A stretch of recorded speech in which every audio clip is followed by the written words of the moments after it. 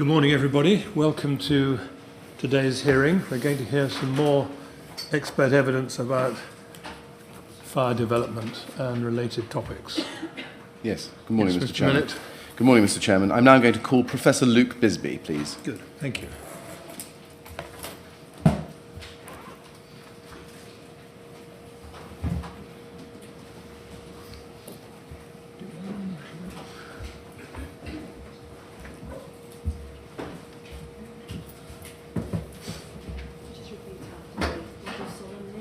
I do solemnly, sincerely and truly, declare and affirm that the evidence I shall give that the evidence I shall give shall be the truth, shall be the truth, the whole truth, the whole truth, and nothing but the truth. and nothing but the truth. Very good. Thank you very much, Professor. Sit down and make yourself comfortable there. Yes, Mr. Millett. Good morning, Professor Bisby. Good morning. Can I ask you, please, to give the inquiry your full name? My name is Luke Alexander Bisby. Thank you. Now, you have provided to the inquiry a preliminary or interim Phase 1 report dated the 2nd of April 2018.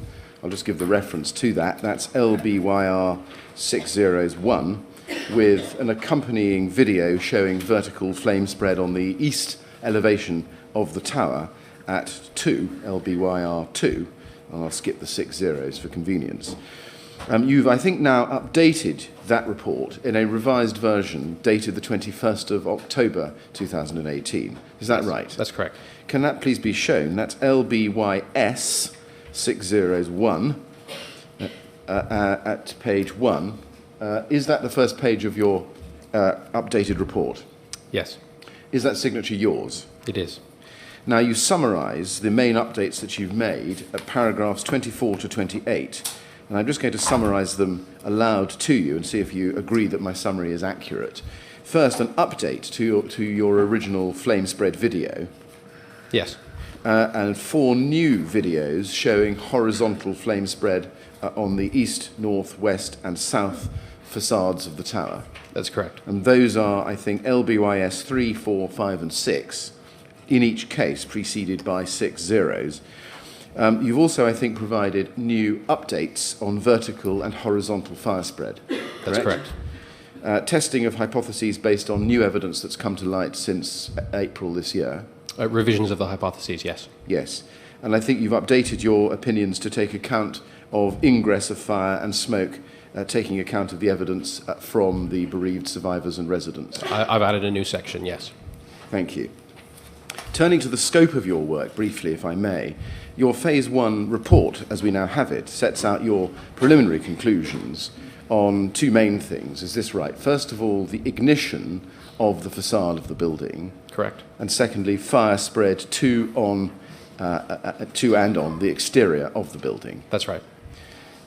Now, you've also been instructed to provide a further report at Phase 2 of this inquiry. And just correct me if I'm wrong about this, but summarising them, that will cover, first of all, your final conclusions about fire spread to and over the exterior of the building. Yes. Secondly, performance of the materials which formed part of the exterior of the building. Yes. Thirdly, their respective contributions, if any, to the spread of fire, which would include, I think, is this right, a review of testing by the BRE and other relevant testing bodies, and also a review of the standard testing regime. Yes, that's correct. You're going to do that? To the extent that we can, yes. To the extent that you can, yes, of course. Fourthly, I think, is this right, you're also going to look at any issues relating to the mechanical response of the reinforced concrete structural frame, if relevant. That's correct. And finally, recommendations about what, if any, changes could be made or should be made to the regulatory regime and industry practice to prevent a similar incident from ever happening again in the future. Correct. Thank you very much. Now, in your report at section 1.2, this is page 12, you, I think, have summarised the structure of your report. If we can please have that on the screen. And you've set out there, and we can see it, how you've organised your report, running from paragraph 70, section 2, technical background, to paragraph 75, section 7, ingress, covering geometry, materials, fire spread, and spread over cladding in between. At section 8, right, and at section 9, just running to section 9, I think first of all you've set out your future work as proposed for phase 2, and that's paragraphs 1243 to 1263 at page 264. You can just have that on the screen, please. So just so that that's there. Now, you've, I think, set out also in your report a declaration at paragraph 90. If you can turn back to page 14.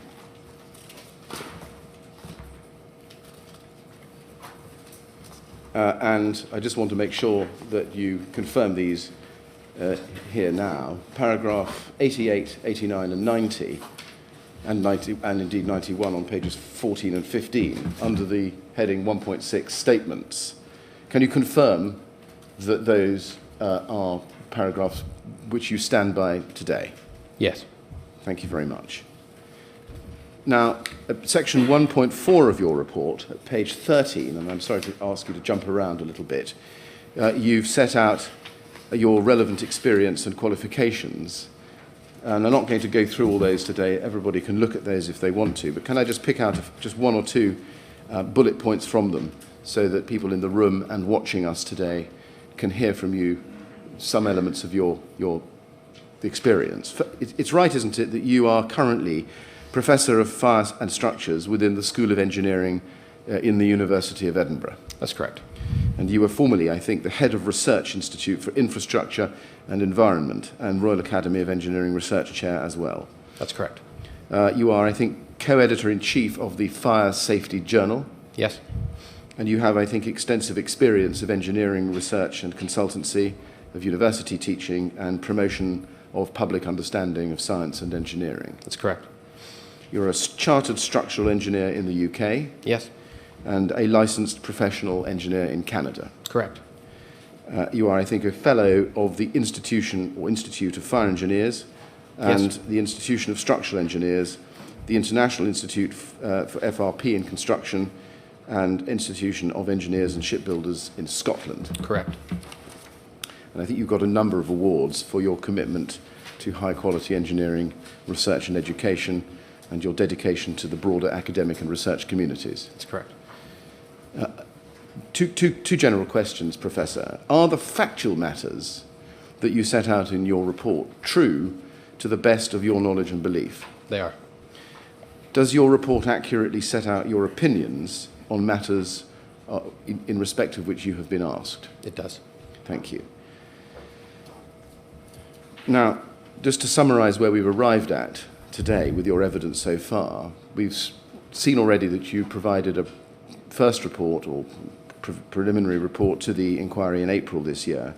On the 20th of June this year, you gave a presentation to the inquiry based on that report. And you remember that? Of course, yes. And people can see that if they want to. And that presentation focused, just to summarize it, in parts on concepts of flammability and fire spread and the different construction materials present on the facade of the building. That's right. And this is a continuation of that evidence. Is that right? Correct. Yes. Now, I'm not going to go over the entirety of the detail that you've covered in your presentations in the past or indeed in this report, but I am going to ask you about a number of things. First, so you know where we're going, some questions about the materials installed on the facade and their performance in a fire, and also your conclusions on fire spread out of the compartment, over the building, and back into flats. Okay. And I'm going to ask you to explain some of the aspects in which you've updated your earlier report. Now, I'm not going to ask you, just so that we're clear, about the cause and origin of the fire, because that's been dealt with by Professor Niamh Nic Dade and Dr. Glover. But your conclusion, if I can just look at that with you, is at paragraphs 1212 to 1216 of your report, which is at page 259. If we can please have that on the screen.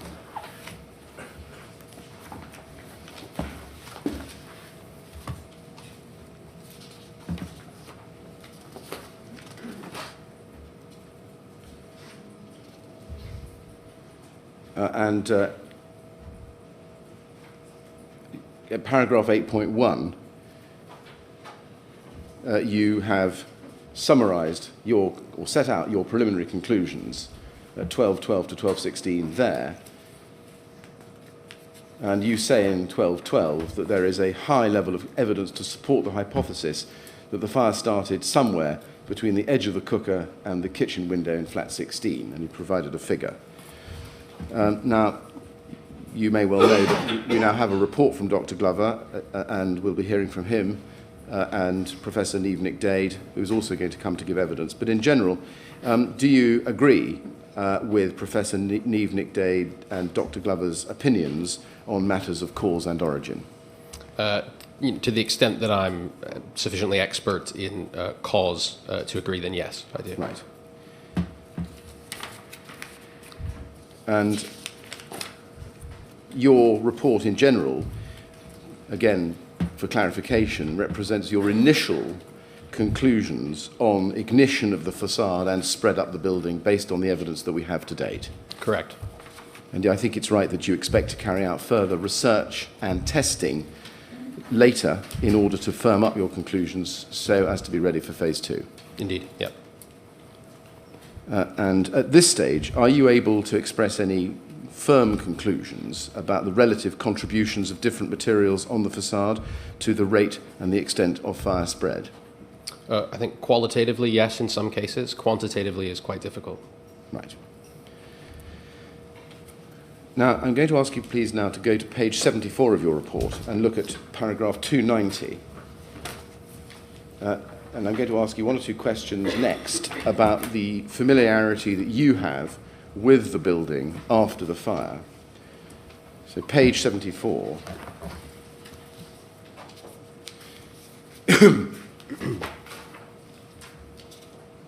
And at paragraph 290 and following, you set out a summary of the materials and products presented in this section. And you explain those. And at 291, you say there were 6 unaccompanied post-fire inspections of Grenfell Tower that I conducted, the details of which are provided in Appendix A of this report. And then you say at 295, you say that you have not personally undertaken an exhaustive physical post-fire survey of the entire exterior or interior of all compartments of Grenfell Tower. That work's been undertaken in part by inquiry expert Dr. Barbara Lane's team and also by the BRE forensic team with and on behalf of the MPS. Just so that we can understand, what investigations of the facade did you undertake at the tower during your visits? So I have on several occasions, initially I went to the tower when there was no scaffolding external to the tower. So we undertook investigations internal to the tower and could only see the exterior of the tower by sort of leaning or looking out the windows of the tower at that time. Subsequently went back on several occasions once the scaffolding was in place, and those specific occasions are listed in the noted table in the appendix, and walked the scaffolding to the extent that we were permitted to, typically based on health and safety considerations on site. So I have, on 3 or 4 occasions, visited the exterior of the building at the lower levels, say levels 3 through 5 or 6. On one occasion, I walked every level of the building on the scaffold from bottom to top, full perimeter, up and down. And then I've been back on 2 separate occasions to inspect the details of the architectural crown at the top of the building. On 2 separate occasions? That's correct. Right. Now, in paragraph 295, as we've got there on the screen, you refer to the work undertaken by Dr. Lane. Have you relied on Dr. Lane's survey of the building in any way in your work?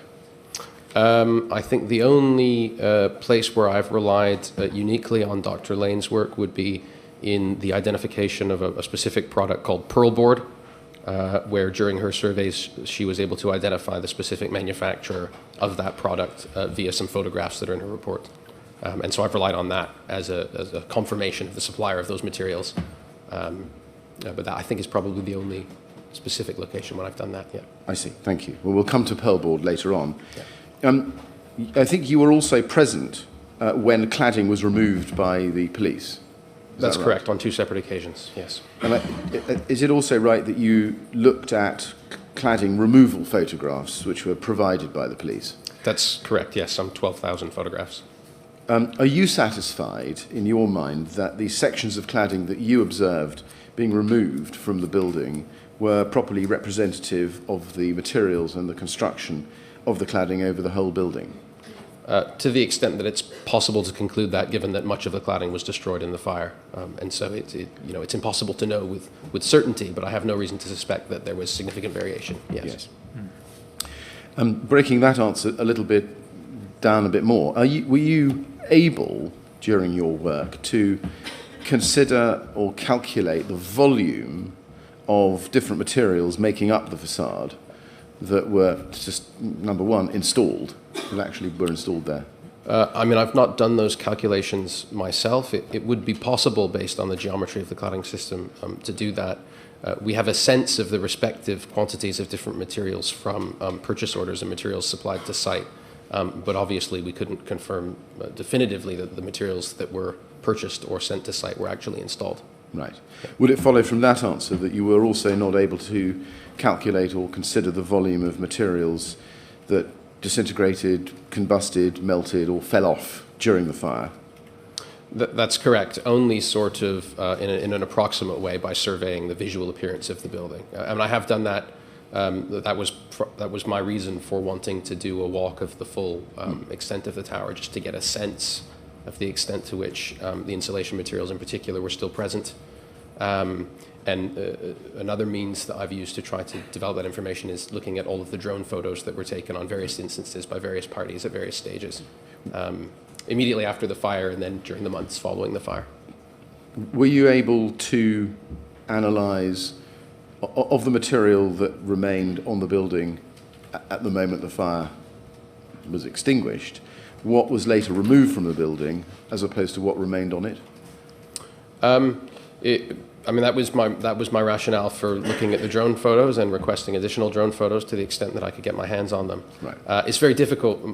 Immediately after the fire, my understanding is that there were some health and safety concerns about debris continuing to fall off the building, so loose debris, and that some crews were sent up in a basket and were pulling some of the loose materials off the building. And that we may not have that information recorded in the drone photos that are available to us. So right. I think, in general, yes, that information is at least visually available through the drone photos, with some caveats about some uncertainties. And that is some work that we do intend to do at phase 2, to try to get a sense of the amount of insulation that was consumed in the fire in particular. Thank you. Were you able to undertake any kind of analysis or investigation into the depth and extent of charring of the insulation which was left behind on the building after the fire? Beyond a cursory visual examination, no. Nothing systematic. Right. And would such an analysis have helped you in your conclusions that you've arrived at in your report? I think it would be interesting information to have. One of the issues with that is the reason that given my scope of work, the reason that I would be interested in the answer to that question in terms of char depth and the amount of insulation remaining is that one of the questions that I'm interested in is the extent to which the predominantly PIR insulation within the cavity will have contributed to the fire spread mechanisms that we observe on the building. One of the challenges with using char depth or the amount of material remaining in that context is that we know that after the fire front passed a particular location on the building, we had a significant number of compartment fires burning within the building as a consequence of the ingress of the fire into the building. The consequence of those compartment fires is that you have fires venting from the windows with significant external heat fluxes applied to the insulation. Now that will continue to burn and char the PIR in the regions around the windows, but that burning and charring of the PIR is so far behind the fire spread that led to that it isn't telling me anything useful about the contribution to the fire spread mechanisms. So whilst it's interesting, I don't know, having not looked at it yet and thought that detailed about what information is available to us, which is a topic we've been leaving for phase 2, I wouldn't be able to say how useful it would be. I think it'd be interesting. I don't have a huge amount of optimism that it's going to be particularly instructive as regards fire spread mechanisms. Thank you. Now, I want to turn to a different topic, namely materials, which were to be found on the facade. In your report, you have identified a number of materials present on or within the facade of Grenfell Tower following the refurbishment. And I'm going to ask you a number of questions about how those materials behave in a fire. Okay. Starting, if I can, with the Reynobond 55PE. Now, can we begin, please, by going to page 78 of your report? And on that page, we have a table, table 2, which is entitled, if we can just have that highlighted, ACM product variants used in Grenfell Tower refurbishment, all at 4 millimetres total thickness. And there are 3 products there set out with their different finishes and colours, as you can see. And in the table, you identify in the last column that the PE colour, the polyethylene colour, is different between column panels and some of the spandrel panels, I think. First of all, am I right to identify that difference? That's right. The polyethylene in one case is sort of a clear translucent, and in the other case is black. Right. And you say later in your report, and I'll just give you the reference, it's page 77, paragraph 314, there's no need to go to it, that testing is underway to establish whether there are any significant differences in terms of the fundamental material and reaction to fire properties. At this stage, Professor, do you know, or can you say with any confidence, whether the different core colour has any bearing on fire performance? We've been doing thermogravimetric analysis and differential scanning calorimetry on those 2 core materials, which are essentially tests to characterize the way these particular core materials respond to heating, and looking for signatures that would indicate some differences between the 2 of them. We've not found anything yet that I would consider significant as regards the performance of these materials. And are you going to consider continuing those tests? Of course, yes. And will you be able to report on that at phase 2 with more confidence? I hope to be able to report on that very early in phase 2, yes. Very good. Did the pattern of fire spread that you've observed from your visits to the tower and from the flame spread videos that you've presented indicate the possibility, beyond the negligible, of any significant difference between these 2 colours of polyethylene? No, I haven't observed anything that would lead me to believe any significant differences. Now, I don't think in your table here, which we can have back up again, table 2, page 78, you've identified anything on the surface of the aluminium, but have you identified whether the ACM contained a powder coating on the surface? The color of the external finish, I'm not sure if that is a PPC or powder coating. I imagine that the purchase orders would specify whether or not that is the case. But you haven't looked at that? The nature of the painting of the panels is not something that I've looked at specifically. Okay. And again, would that be something you're going to look at phase 2? I mean, I hadn't planned on it because I didn't observe any sort of surface effects on the exterior of the aluminium, either during the fire or in any of the testing that we've done. For instance, cone calorimeter testing, looking at how it responds to heat flux. Right. So without any compelling reason to do so, I wouldn't intend to. If there is a compelling reason, I would love to hear it. Okay, well that leads me to this question. Would, in your experience, would a powder coating, if there was one, have had any impact on the spread of fire in terms of speed or heat transfer? I think it's hard to say. I wouldn't expect a significant difference. The powder coatings tend to be very thin, so the mass of material is very small. It could potentially have a minimal impact, but I wouldn't expect anything significant. Leaving aside powder coating on the surface, have you identified whether these panels had any adhesive between the aluminium skin and the polyethylene filler or core? I mean, the product information for this specific product indicates that the aluminium skins, if you like, are bonded to the PE filler via a thermal bonding process. I'm not entirely sure how that works or what that is, but given that it's a thermoplastic material at the core, I would expect that would mean that you heat the thermoplastic so that it softens a bit on its surface and you bond the aluminium to it in that context. And once it cools, you have a bond. Yeah. But I've not been able to confirm that.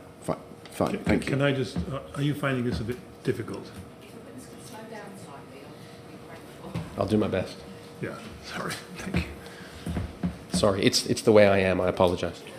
It's perfectly fine. Paragraph 431 of your report, if I can please ask you to go to that, it's at page 100.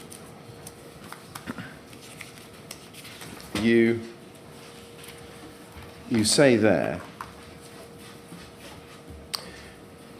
the fact that thermoplastic polymers such as PE present particularly challenging behaviour as regards its reaction to fire has been well known and documented for decades, and this fact therefore cannot, in my opinion, be considered at all surprising by any competent fire safety professional. And then you go on at paragraphs 432 to 434 to identify what you describe in the second line of 432 as decades-old literature being available. And in 433, you identify a paper written in 1975 by Murty Kanuri. Is that a partnership or is that a single individual? That's a single author. Yeah. Is that the earliest date at which these issues were documented, or is there even earlier reliable literature? There is even earlier commentary in the literature, but those were some of the earliest papers that we could find that were specifically dealing with polyethylene. There's considerable earlier work looking at thermoplastics in general. And in the next paragraph, paragraph 434, you refer to the work of Tuason and Pion, I think it is, or maybe Pion. I don't think it matters. Taking those two together, the 1975 and 1976 work, would that work in particular, be specifically known to competent fire safety professionals? I would be surprised if most fire safety professionals, competent or otherwise, were specifically aware of those two papers. But what about the principles in them? I think that the general principle that a thermoplastic will melt and drip and burn quite vigorously is very clearly highlighted in any of the reference texts that one would expect a competent fire safety professional to have at least skimmed, if not know quite well. So, for instance, Dougal Drysdale's book on fire dynamics or the SFP handbook would be references where they clearly highlight the risks associated with these materials. And I would certainly think it reasonable to expect fire safety professionals to have some awareness of those references, yes. But if we can then turn to the next paragraph of your report, 435, and have that on the screen and identify, you actually pick up your reference there to the SFPE Handbook of Fire Protection Engineering. My question there is, and you identify that, I think in the footnote, it was published in 1988. It doesn't say so there. Is it fair to say that since 1988 there has been a recognised body of opinion on the dangers of thermoplastic materials from a fire safety perspective? Absolutely. Now, I want to turn to the details of the properties of polyethylene. At page 101 of your report. Now, at that page, it's just over the page, you've set out table 3. And you've selected there, as we can see, the typical properties of low-density polyethylene. And we can note the melting temperature of polyethylene at 130 to 135 degrees centigrade. And the surface temperature at ignition, which is the last but one entry, at 377 degrees centigrade. Is there any data about the time to ignition of polyethylene? Yes, there will be studies on the ignition of polyethylene, which is where some of these data, for instance, surface temperature at ignition, will come from. One of the issues with polyethylene is with the orientation of the sample and the way that the fuel responds to heating, and that it does melt and drip. So it will depend on the particular configuration. Right. can you give us a sense of time to ignition for low density polyethylene? I mean, that will depend on the heat flux that you apply to it. So you see in the table 3, critical heat flux for polyethylene is listed at 15 kilowatts per meter squared. So that is the heat flux. If you had a lower heat flux than that, and you were to test it, I presume that reference is using testing in what we call a cone calorimeter. So a heat flux less than 15 kilowatts per square meter will not result in ignition of the sample within a defined period, a period of minutes. Higher heat fluxes would cause ignition. Eventually, the higher the heat flux, the faster it will ignite. Yes. And are you able to give us a clue about its thermal inertia? Its thermal inertia is comparatively high in comparison, for instance, to a polymer insulating foam. Right. I mean, one of the reasons I've presented the data in these tables, it's probably worth me mentioning, is not because they necessarily represent definitive values in all cases for materials. If we had additives or fillers or fire retardants, we might get slightly different values. So these are sort of ballpark reference values that I've placed in the report to give an overview of the kinds of behaviors we can expect. And the key thing to recognize there is that the thermal inertia of the polyethylene, the low-density polyethylene, you can see 0.43, yeah. And you compare that to, for instance, PIR, bottom of the same page, 0.06. Yeah. The key message to take away from that is that there's an order of magnitude difference in the thermal inertia of those two materials. Right. And that's why I've presented them. So I think it's important that we not focus on the actual values, but we focus on the comparative nature of the values. And that's why they've been presented. And I should also point out that the work that we're doing at Edinburgh right now is seeking to characterize specifically to the materials at Grenfell Tower what these values are. So for the actual materials that we have on site at Grenfell Tower. So we'll report that early in phase 2. Thank you. Now, still focusing on PE, as to the heat release rate, which I think is the rate at which energy releases per unit time as a material burns, expressed in watts, kilowatts, and I think megawatts. You've set out in your report that the heat release rate can be extrapolated to quantify a fire, quantify the size of any fire. Is that right? Yes. And I mean, that's typically how we quantify the size of a fire. Yeah, and I think it's for reference, it's footnote 12 in your report on page 23. We don't need to go to it. My question is this. Knowing the approximate quantity, and maybe this is the problem, but tell me, knowing the approximate quantity of polyethylene in panels which were used on floors 4 to 23 of the building, are you able to quantify the size of the resultant fire?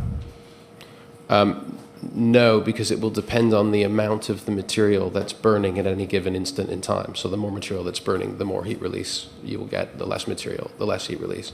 And so it's going to be dependent on the time at which you ask the question. So early on, the fire is going to be quite small. Yes. At some stage, the fire is a very, very, very large fire. To quantify that in any way that I would be able to defend scientifically would be very difficult. Thank you. Now, at paragraph 461, just moving ahead if I can, we come to section 4.12. This is page 104, where you deal with aluminium and its reaction to fire. And you say, upon exposure to heat, aluminium will melt at approximately 660 degrees centigrade. First, does the physical evidence that you've seen from your surveys of the building suggest that this temperature was reached anywhere on the building? Yes, I mean, there is considerable evidence of melted aluminium. And where would that have been from your observations? I mean, if you were to walk the surface of the scaffolding as I did, you would see remnants of melted aluminium in most areas of the building. To be honest, small droplets, small pools, bits of resolidified aluminium throughout the site. Yeah, it's quite widespread. Yeah. And would melting aluminium itself, taken as a single product, have any effect or play any role in the extent and rate of fire spread? I wouldn't expect it to, no. I mean, aluminium is reactive, but typically only in a finely divided powdered form, which is not what we have here. Right. So does that mean that the temperature at which aluminium is reached was relevant because of delamination away from the polyethylene? You mean why have I bothered to mention this temperature? Yeah, well, I mean, I think because the aluminium, for many materials that we find at Grenfell Tower, many products that we find at Grenfell Tower, the aluminium is there and is providing some protection to the underlying combustible materials. So that's true for the ACM. It's also true for the Celotex and the Kingspan insulation products. It's true for the window infill panels, all of which have aluminium skins of various thicknesses. So it's important to understand the extent to which those protective layers will have remained in place. As opposed to, for instance, if we had steel skins of a similar thickness, the outcome could potentially have been quite different. Because steel has a much higher melting temperature than aluminium. So I put the value there to simply indicate this particular weakness, if you like, of aluminium, in that it melts at temperatures which are comparatively low. Yes, it's interesting. Can I just ask you then just to pick up paragraph 462 on page 105, where you make this point. And you say there, it's notable that aluminium also has a comparatively high coefficient of thermal expansion, about twice that of steel or concrete. And so under heating, as in a cladding fire, it can be expected to warp and deform under the influence of thermal gradients and differential thermal expansion with other materials. This may lead to connection failures or to the opening up of cavities in products formed by aluminium sheets, including ACM rain screen cassettes. Are you able to tell us anything about the speed at which this warping or deformation would occur once aluminium had reached 660 degrees? Well, I mean, that's a difficult question. It's a good question, but a difficult one. The warping of the aluminium will depend on the rate of change of temperature. So the thermal expansion is a the hotter something gets, the longer it gets. Yeah. Right. That is relevant to an aluminium sheet, both because if the entire aluminium sheet, take a two-dimensional sheet of aluminium, if its temperature is increased, the entire sheet wants to expand in all directions. If the material that is behind the aluminium sheet has a different coefficient of thermal expansion, you will generate mechanical stresses at the interface between the two materials, which could lead to debonding failure between those two materials. Additionally, if you have a temperature gradient through your aluminium sheet, i.e. the surface is hot and the face, which is against whatever the core material is colder, then that aluminium sheet is going to curve as a consequence of the thermal gradient. The external surface is getting hotter, it wants to get larger. The rear surface is cold, it doesn't want to get larger, and that induces a curvature in the aluminium, which again can induce mechanical stresses in your panel and could lead to opening up of the panel or some kind of failure. So the thermal expansion is potentially quite important. For aluminium in particular, I mean, I should point out that both concrete and steel also experience thermal expansion, just less than aluminium. At different temperatures as well? The rate of change of length is less significant for a given change in temperature for steel and concrete. Yes, I see. Okay. Now, can I turn then to aluglaze, which is the next product I just want to ask you about. You cover that at page 95 of your report, at paragraph 389, under section 4.9.1. And you call, well, the title of this part is Window Infill Panels, Aluminium Polystyrene Composite Panels. And at paragraphs 394 over the page, at page 96, and at page 402, paragraph 402 at page 97, paragraph 402 at page 97, you refer to these as aluglaze. You say that these are made of the same product. The infill panels around the kitchen extract fans and the window infill panels are made of the same product, namely aluglaze. That appears to be the case, yep. Yes. Now, aluglaze, I think, is made up of extruded polystyrene, or XPS, sandwiched between aluminium sheeting. Correct. Yeah. And just for our note, that's figure 56 at page 96. There's no need to go to it, but, well, we've got it there. Is that it? That's it. Yep. Now, is it right that these panels that we see here are similar to the panels that were involved in the Lakenal House fire? Yes, in terms of the type of product. Yes, that's true. In terms of the type of product, is there any difference that you know about between the panels on Grenfell, these panels on Grenfell, and the panels on Lakenal House? I've not specifically looked at the details of the panels that were installed on Lakenal House. What about the Shepherd's Court fire? Yes, I mean, based on the LFB presentation that deals specifically with the Shepherd's Court fire, which has been discussed here at the inquiry Yes. On a number of occasions, those panels appear to be quite similar to these panels, yes. And did the alu glaze panels, and I've called them that as a shorthand, which were at Grenfell, have exposed edges of XPS? They were mounted within the window frame assemblies, so the edges in general were not exposed, no. Right. I mean, well, let me just caveat that. One instance where the edges became exposed, which I think is a relevant instance, is, and I'm sure we'll come to this at some stage today, is that we know that the extract fans that were mounted within these panels in the kitchens of the refurbishment windows tended to fail quite early on when exposed to heating. When those fans fell out of the mounting panels that they were sitting within, which are these alu glaze panels as far as we can tell, you then have a hole through an alu glaze panel, and obviously the inside of that hole has the exposed XPS showing. Right. In that location, yeah.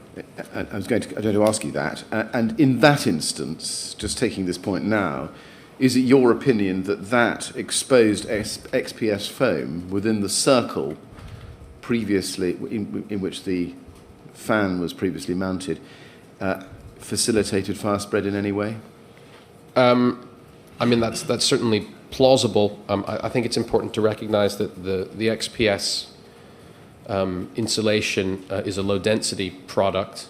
So despite the fact that it looks like there's quite a lot of it, and there's 25 millimeters of that XPS as opposed to 3 millimeters of the PE, for instance, in the ACM panels, both the density and the heat of combustion of polystyrene in this configuration are considerably less than is the case for the PE. So the total mass of polystyrene that's available here is actually quite small. So even if we assume that all of that mass is consumed and to deliver energy to the fire, we're talking about a comparatively small quantity of energy. You know, a few percent, not a huge amount of the total. Right. So in summary, can you quantify the contribution that this material, as exposed by the falling out of the fans, had to the overall spread of fire? If I were to assume that it all burns as efficiently as possible, I could come up with sort of a back of the envelope quantification. No, it's yes, but given that under the conditions we would experience, we don't know how complete the combustion of the material will have been. It's difficult to do that in any way that would be scientifically defensible. But I mean, we could do a sanity check on it and find that it's quite small. Thank you. It sounds as though you don't think it's likely to have been significant. Certainly as regards an escalating fire, once the fire gets big. When the fire is small, I think it could potentially have contributed, for instance, to flaming out the window early on. Yes, thank you. Well, we will come back to that in due course. Before I leave this material, can I ask you please to go to page 97 of your report, paragraph 406. And you quote here from the product literature for alu glaze, published by Panel Systems Limited, PSL. And paragraph 406, it says there are several basic queries in terms of the fire performance of panels that may form part of designing the panel composition. These may include Class 1 surface spread of flame, Class O to building regulations, non-combustible core. Do you know if any of those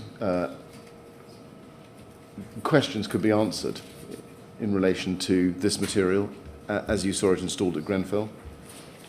So that statement has come from Panel Systems Limited. I believe that was one of the statements that they submitted to the inquiry. I'd have to check the reference to confirm that. It may be from their position statement. That paragraph 405, just above the section that you've quoted, it says PSL do not manufacture a panel that has been subjected to any independent fire testing. So on that basis, I would say no, there is no evidence that this material would meet any of those subsequently listed requirements. Right. If that answers your question, I'm not sure that it does. Well, it gives rise to the next question, which is, are you aware of any other fire test data for this product, or this material, I should call it, produced by anybody else? Or for anybody else? Not specifically, no. I've never seen either BS 476 Part 6 or 7 testing, which would be the tests that would be required for Class 1 and Class O for any other similar product, no. Right. And then the second question that arises out of that is, if you look at paragraph 407, the product literature says, to achieve A, that's Class 1 surface spread of flame, we may propose an aluminium skin. To achieve B, a polyisocyanurate foam, and for C, a lamellar mineral fibre. Do you know if any of those were present on these panels at Grenfell, in either location? Certainly, these panels do have an aluminium skin, 1.5 millimeters thick or thereabouts. So that would meet the requirement for point A. But I mean, I find this statement slightly problematic in that without actually performing the regulatory compliance tests, I don't understand the basis for those propositions, if you see what I mean. Thank you. Now, I mean, I should say also that, you know, given that Dr. Lane is commenting specifically on compliance issues, I think it would be very good to put those questions to her tomorrow, if possible. Yes, thank you. Now, turning over to page 101, please. You've set out there table 4, where you give details of the properties of XPS, and you cover those a little bit just now. And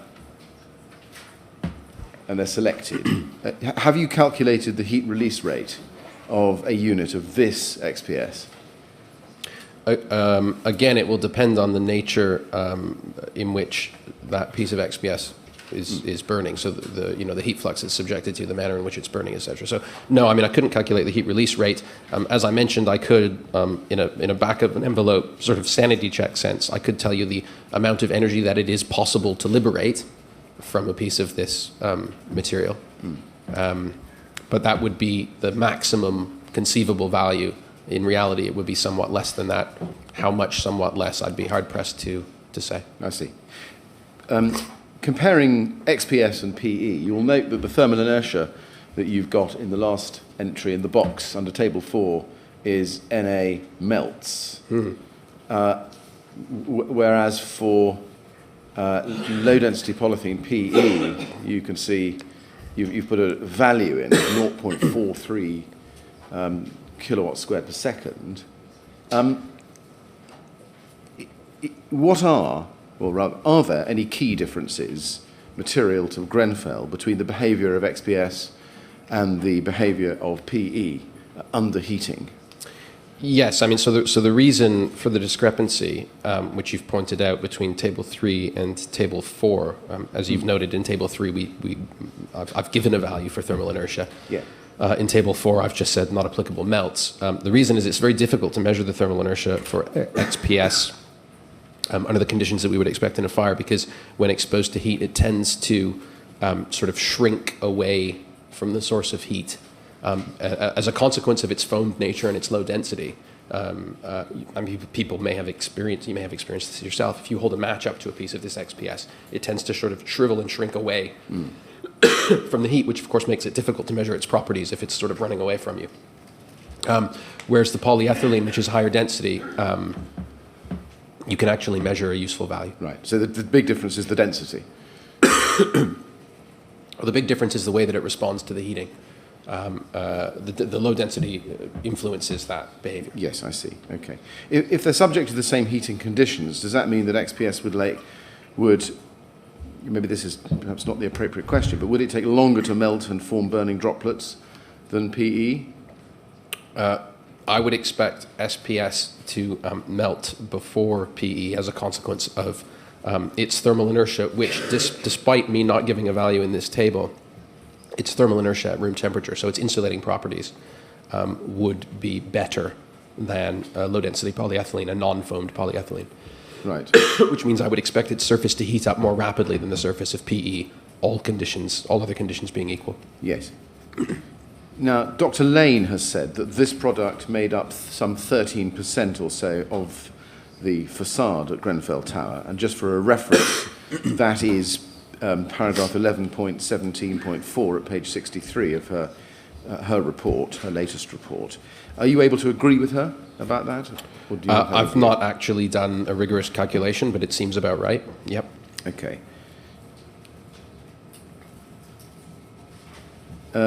Is XPS ever, in your professional and academic opinion, an appropriate material to use on a high-rise building such as Grenfell Tower? I mean, that's a question that I would want to answer in the context of the overall fire safety strategy for the building. It's conceivable that it could be used by someone who takes adequate account of its response to fire. Again, whilst my own remit for phase one is not necessarily related specifically to compliance assessment of various materials, at Grenfell Tower this material is used in an insulating capacity, and Grenfell Tower is above 18 meters. My reading of approved document B would suggest that the materials used in that type of application should be classed as A2, Euro class, which this material would not be. So in that respect, no, it's not an appropriate material to be using, in my view. Thank you. But again, I mean, I think that would be an excellent question to put to Dr. Lane tomorrow. Right. Now, can I then turn to a different product, which is the PIR insulation? And you, just some general points first of all. You cover that at paragraph 438 on page 101. So we're on the same page. And PIR, as you can see, is polyisocyanurate foam. Was that present in the building in the form of Celotex insulation on the columns and in the spandrels? Yes. And is it right that this product, using that word advisedly, is made up of PIR foam with a thin layer of aluminium foil? Both faces, and in some cases with a glass fiber mesh as well within the foam. And now, at paragraph 438, you say that in the second line, the low thermal inertia of PIR means that it tends to have a comparatively low time to ignition and will support rapid flame spread. And then you give, under Table 5, the selected typical properties of PIR foam insulation, and you can see the thermal inertia from a cone calorimeter of 0.06 kilowatts squared per second. Can you describe the process by which this material, and I mean the material, PIR, supports rapid flame spread? In order for flame spread to occur, you have to have heating of the surface of the material, which leads to pyrolysis of the material. That results in the formation of combustible pyrolysis products adjacent to the material. And if those pyrolysis products mix with air in the right proportions, and you have either an ignition source or an appropriate amount of heat in that gas mixture adjacent to the surface, you will have flaming. And then you need the next piece of material to be exposed to conditions that are sufficient for that response to sort of snowball, ignition to ignition to ignition, with the flame spreading along the surface. So those are the conditions under which you need, or those are the conditions you need in order for flame spread to occur. One of the things that's important to mention about PIR is that it tends, you tend to need an external source of heat flux in order for that flame spread to progress along a PIR material. So a piece of PIR material left to its own devices, in the absence of any heat flux being received by it from an external source, will tend to self-extinguish. And Professor Torero mentioned this yesterday. Yes. That's PIR as a material. If one then turns to Celotex as a product, the question is, does an aluminium foil covering on one or more faces affect the rate of flame spread or time to ignition? Yes, I mean, it will. I think that's one of the reasons, presumably, that it's there. So the aluminium skin will prevent the pyrolysis gases, at least initially, from exiting the surface of the PIR, which makes them unavailable for combustion at the surface of the PIR, so that would prevent surface spread of flame. And additionally, when subjected to a radiant heat flux, the aluminium will essentially reflect some of that initial radiant heat flux and will prevent surface heating of the PIR to some extent, so that it's less likely that it will pyrolyze early despite its low thermal inertia. Would there be a difference of significance between the rate of flame spread across uncovered or unfoiled faces as opposed to the rate of flame spread within the material where there is a foil face when exposed to heat flux? I would expect there to be a significant difference, yes, although I wouldn't be able to quantify it at this stage. Now, Professor Torero has said that PIR has the potential to burn for a longer period of time compared with other components of the Grenfell facade system. And again, a reference there, that's his report at page 64, lines 1748 to 1751. There's no need to go to it. Do you agree with that? Yes, in principle, yes. Do you think that potential to burn for a longer period is relevant in any way to the re-entry of fire back into flats at Grenfell Tower?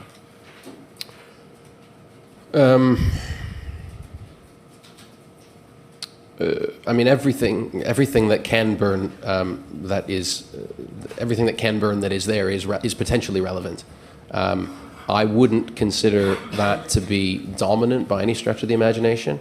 But the fact that it can pyrolyze and release combustible pyrolysis products must be relevant in some way, even if a small one. Yeah. And again, another general question, I'm afraid, but is this longer burning time of which Professor Torero speaks and with which you agree, is that relevant to vertical or horizontal fire spread?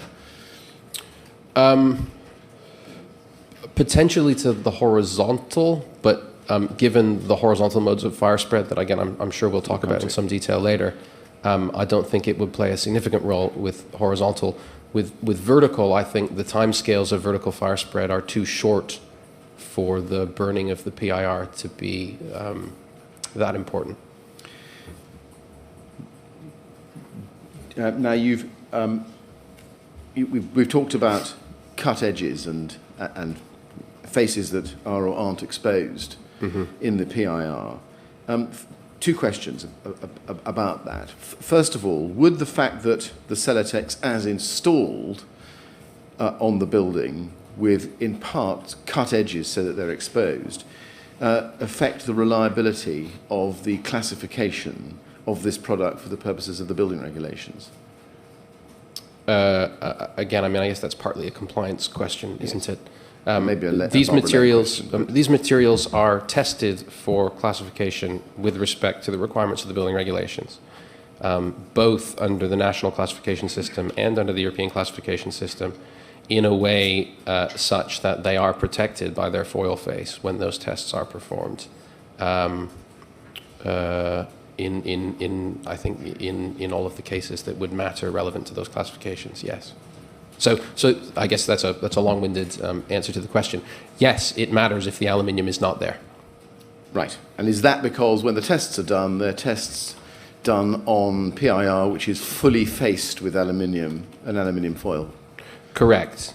Yes. And based on tests that I have seen, I would say also that any joints are also sort of over-taped with aluminium tape when those tests are performed, yes. Right. Second question, is there any relevance in the difference in the thickness of the aluminium foil on the PIR insulation compared with the aluminium skin on the rain screen when you're considering how readily each of those materials will pyrolyze? That's a tricky one because of the differences in thermal inertia and density of the underlying materials. The aluminium skin on the Celotex is much, much thinner, so I would expect it to heat up more quickly and therefore be removed more quickly than is the case for the ACM. I think that's a fair statement, yes. Right.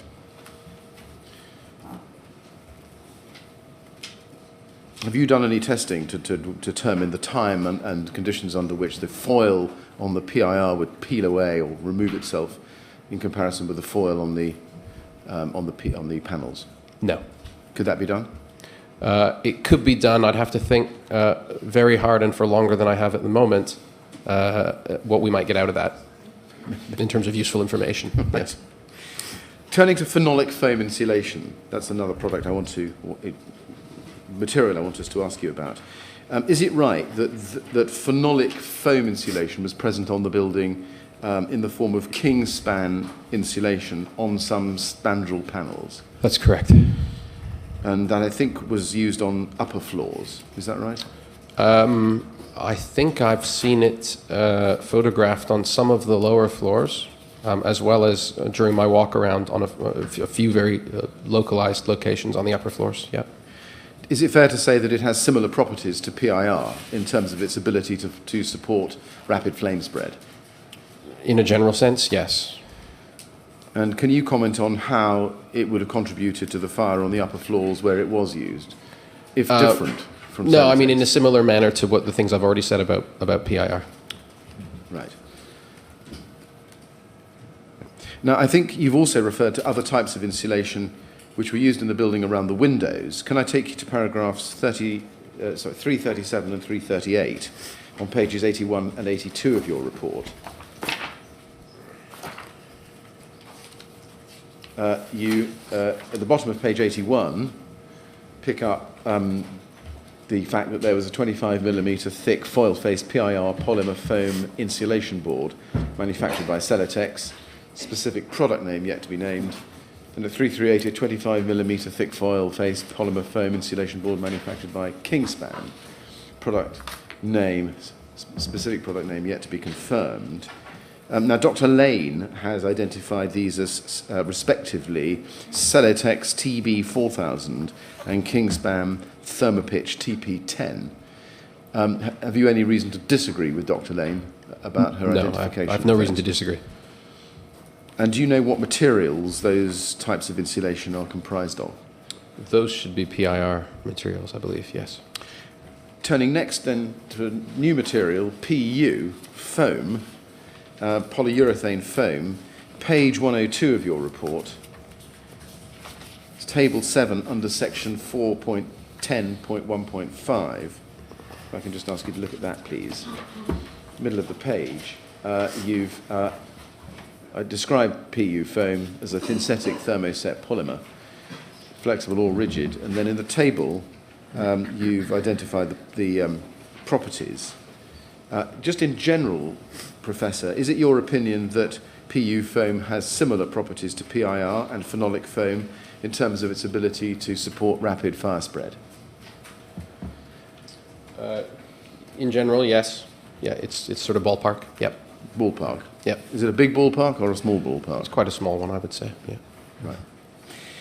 Next product, aluminium windows, page 94. If I can ask you just to skip back to that, please, under section 4.9, paragraphs 386 and 387. You've been able to identify now that the windows used in the refurbishment, this is paragraph 386, are assumed based on the available evidence to be what you've set out there, Metal Technologies 5.20 high thermally broken aluminium windows. And your conclusions about that product at 387 in the next paragraph is that the aluminium alloys won't directly contribute to fire development and can be expected to have melting temperatures exceeding 660 degrees. Question is, would those aluminium windows deform at a lower temperature? The loss of stiffness in aluminium prior to melting, yes, there would be some. I would imagine, I mean, I would have to reference the technical literature to know for sure, but I would imagine you'd start to see loss of mechanical properties, anywhere above 300 Celsius, something like that. Yes. What proportion of mechanical properties you'd lose at what temperature would be something that I'd want to do a bit more homework on before answering. I suppose the question really is that at what temperature would you expect these windows to deform sufficiently to fall out? A very difficult question to answer because it depends on the nature of the fixings, the way they're held in there, the loads that they're subjected to, the restraining forces that the structural frame imposes back on them, given that the window frames are trying to expand more than the concrete that they're attached to. So that's an extraordinarily difficult question to answer. Right. Is it necessary, do you think, to answer it for the purposes of your reaching final conclusions at phase 2? I mean, my remit for phase 1 is interested in ignition of the cladding and spread over the cladding. By the time that aluminium window frames falling out and off of the building becomes an issue, the fire front is already gone. Yep. So I think in terms of timescales, for me, it's not a relevant issue. Yeah. No, I understand. And there's certainly no evidence that these windows, the window frames were falling out of the building that I'm aware of as the fire was spreading. Thank you. Next item, extract fans, which you've covered on page 98. If we could please turn to those. Under section 4.9.2, paragraph 416. You cover it at 413 to 417, and I just want to pick up what you say at 416. You say there that the video and photographic evidence collected both during the fire and also post-fire site investigations, along with a number of inquiry witness statements, see section 7.4, suggests that the kitchen extract fans were in many cases the first components of the window assemblies, including frames, glazing units, infill panels and extract fans, to fail and fall away during the fire. This is the case both in the case of the fire exiting the compartment of origin in flat 16 and in the case of external fire attack due to external fire spread elsewhere and on the cladding. Now, are you able to identify what these extract fans themselves made of? They're mechanical extract fans, so obviously they're made of a number of different materials, but the key materials that are sort of holding them in place, if you like, are a polycarbonate ABS blend, as far as I can tell. Yeah. So I do have a number of these fans at the University of Edinburgh, and we've been subjecting bits of the fans to testing to try to determine precisely what they are. They are marked as PC ABS with markings on the various components, which is a polycarbonate ABS blend. Yes, and at paragraph 417, if we can just have that highlighted on the screen, you give us some details about that. PC ABS. And now this material itself, I think you've analysed in a bit more detail in your report. At page 104, if I could just ask you to go to that, you've got a table 9 on that page, and table 10, where you've analysed the selected typical properties of neat ABS plastic and neat PC plastic, respectively. First of all, do you know whether these fans, do you know whether the PC ABS in these extract fans at Grenfell Tower were neat in the way you've described them? So the reason that I've presented those two tables for what is effectively one material, if you like, is that the way PC ABS works, based on my understanding, I'm not a polymers chemist, is that it's a physical blend. So you have some polycarbonate thermoplastic and you have some ABS thermoplastic, and you just physically mix them into a mixture. in some relative proportions to one another, and you end up with a PC-ABS blend, which is the polymer that you end up with.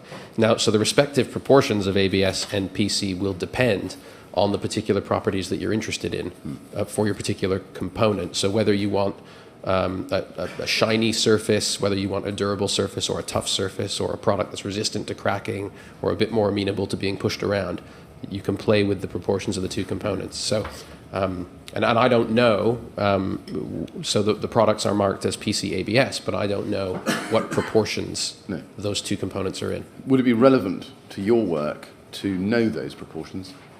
I mean, we're trying to find out via testing at the University of Edinburgh what those proportions are. I mean, I was thinking about this this morning, funnily enough, over breakfast. And I mean, if the manufacturer of those fans can tell us, that would be very useful, yes. Would it help you know at what likely temperature these extract fans would deform and fail?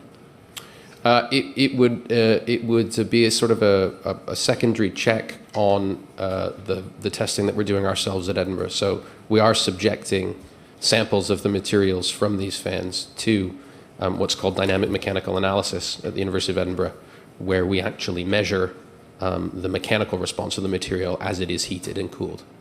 So we are actually measuring those reductions in mechanical properties at Edinburgh. And some of those data were presented yesterday during the questioning of Professor Torreira. Yeah. So is the answer that knowing those proportions would assist you in your work? I think so, yes. Yeah, I don't think it's critical, but it would be nice to know, yes. Does that mean that you're not able to say, as at now, what the likely temperature at which these extract fans would deform and fail? I mean, the testing that we've done to date and the testing, or the data that were presented yesterday when Professor Torreira was giving evidence. So the data that were presented yesterday were data that we obtained at the University of Edinburgh using tests on the specific fans that were used at Grenfell Tower. Those tests indicated essentially a total loss of mechanical properties before you reach a temperature of about 100 degrees Celsius, which is, I mean, clearly quite a low temperature in the context of a fire. Thank you, Professor. Mr. Chairman, I'm going to turn to a different product, or material, I should call it. Is that a convenient moment for a short break? I think it is, yes. Professor Bisby, we're going to have a break now. Okay. I'm going to have to ask you please not to talk to anyone about your evidence while you're out of the room, and we'll start again at 11:25. All right? So if you'd like to give the usher, she'll look after you.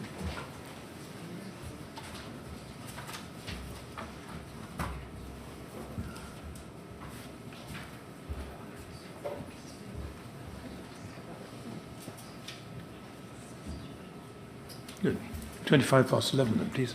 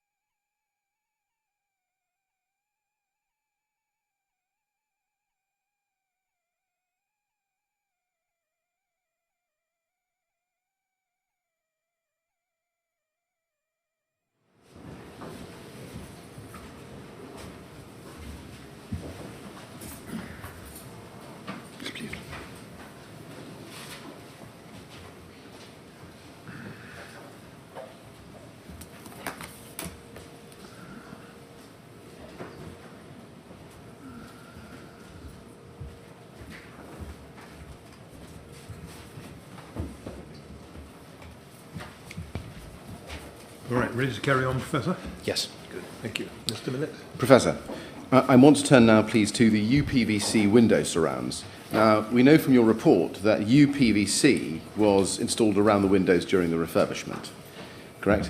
Yes. And I think you've set out on page 103 of your report, if we can go to that, please, table 8, which shows the selected typical properties of PVC rubber membrane, which is under the heading which starts the page before, at paragraph 447, under section 4.10.1.6, polyvinyl chloride. The table there shows that uPVC has a low melting point of between 75 and 105 degrees centigrade. And we can see that there. Can I ask you, we can keep that on the screen if we can, please, Paul, but can we also have up on the screen the report of Professor Torero at page 41, where there is a diagram. It's his figure 9 on page 41. That's JTOS 601. And we see it on the lower part of the page there, Professor. And he says that that shows the mechanical properties of uPVC as a function of temperature. The modulus in blue is related to the elastic modulus of the material. The plot indicates that the material begins to drastically lose stiffness at approximately 60 degrees, losing 80 centigrade by 80 centigrade and 100%. I think it should be 80% by 80 centigrade and 100% by 90 centigrade. Tests were conducted at the University of Edinburgh and the data was provided by Professor Bisby. First of all, can you confirm that you're the source of that data set? That's correct. Secondly, do you agree with Professor Torero's use of this diagram, of the data in this diagram? I do. Thank you.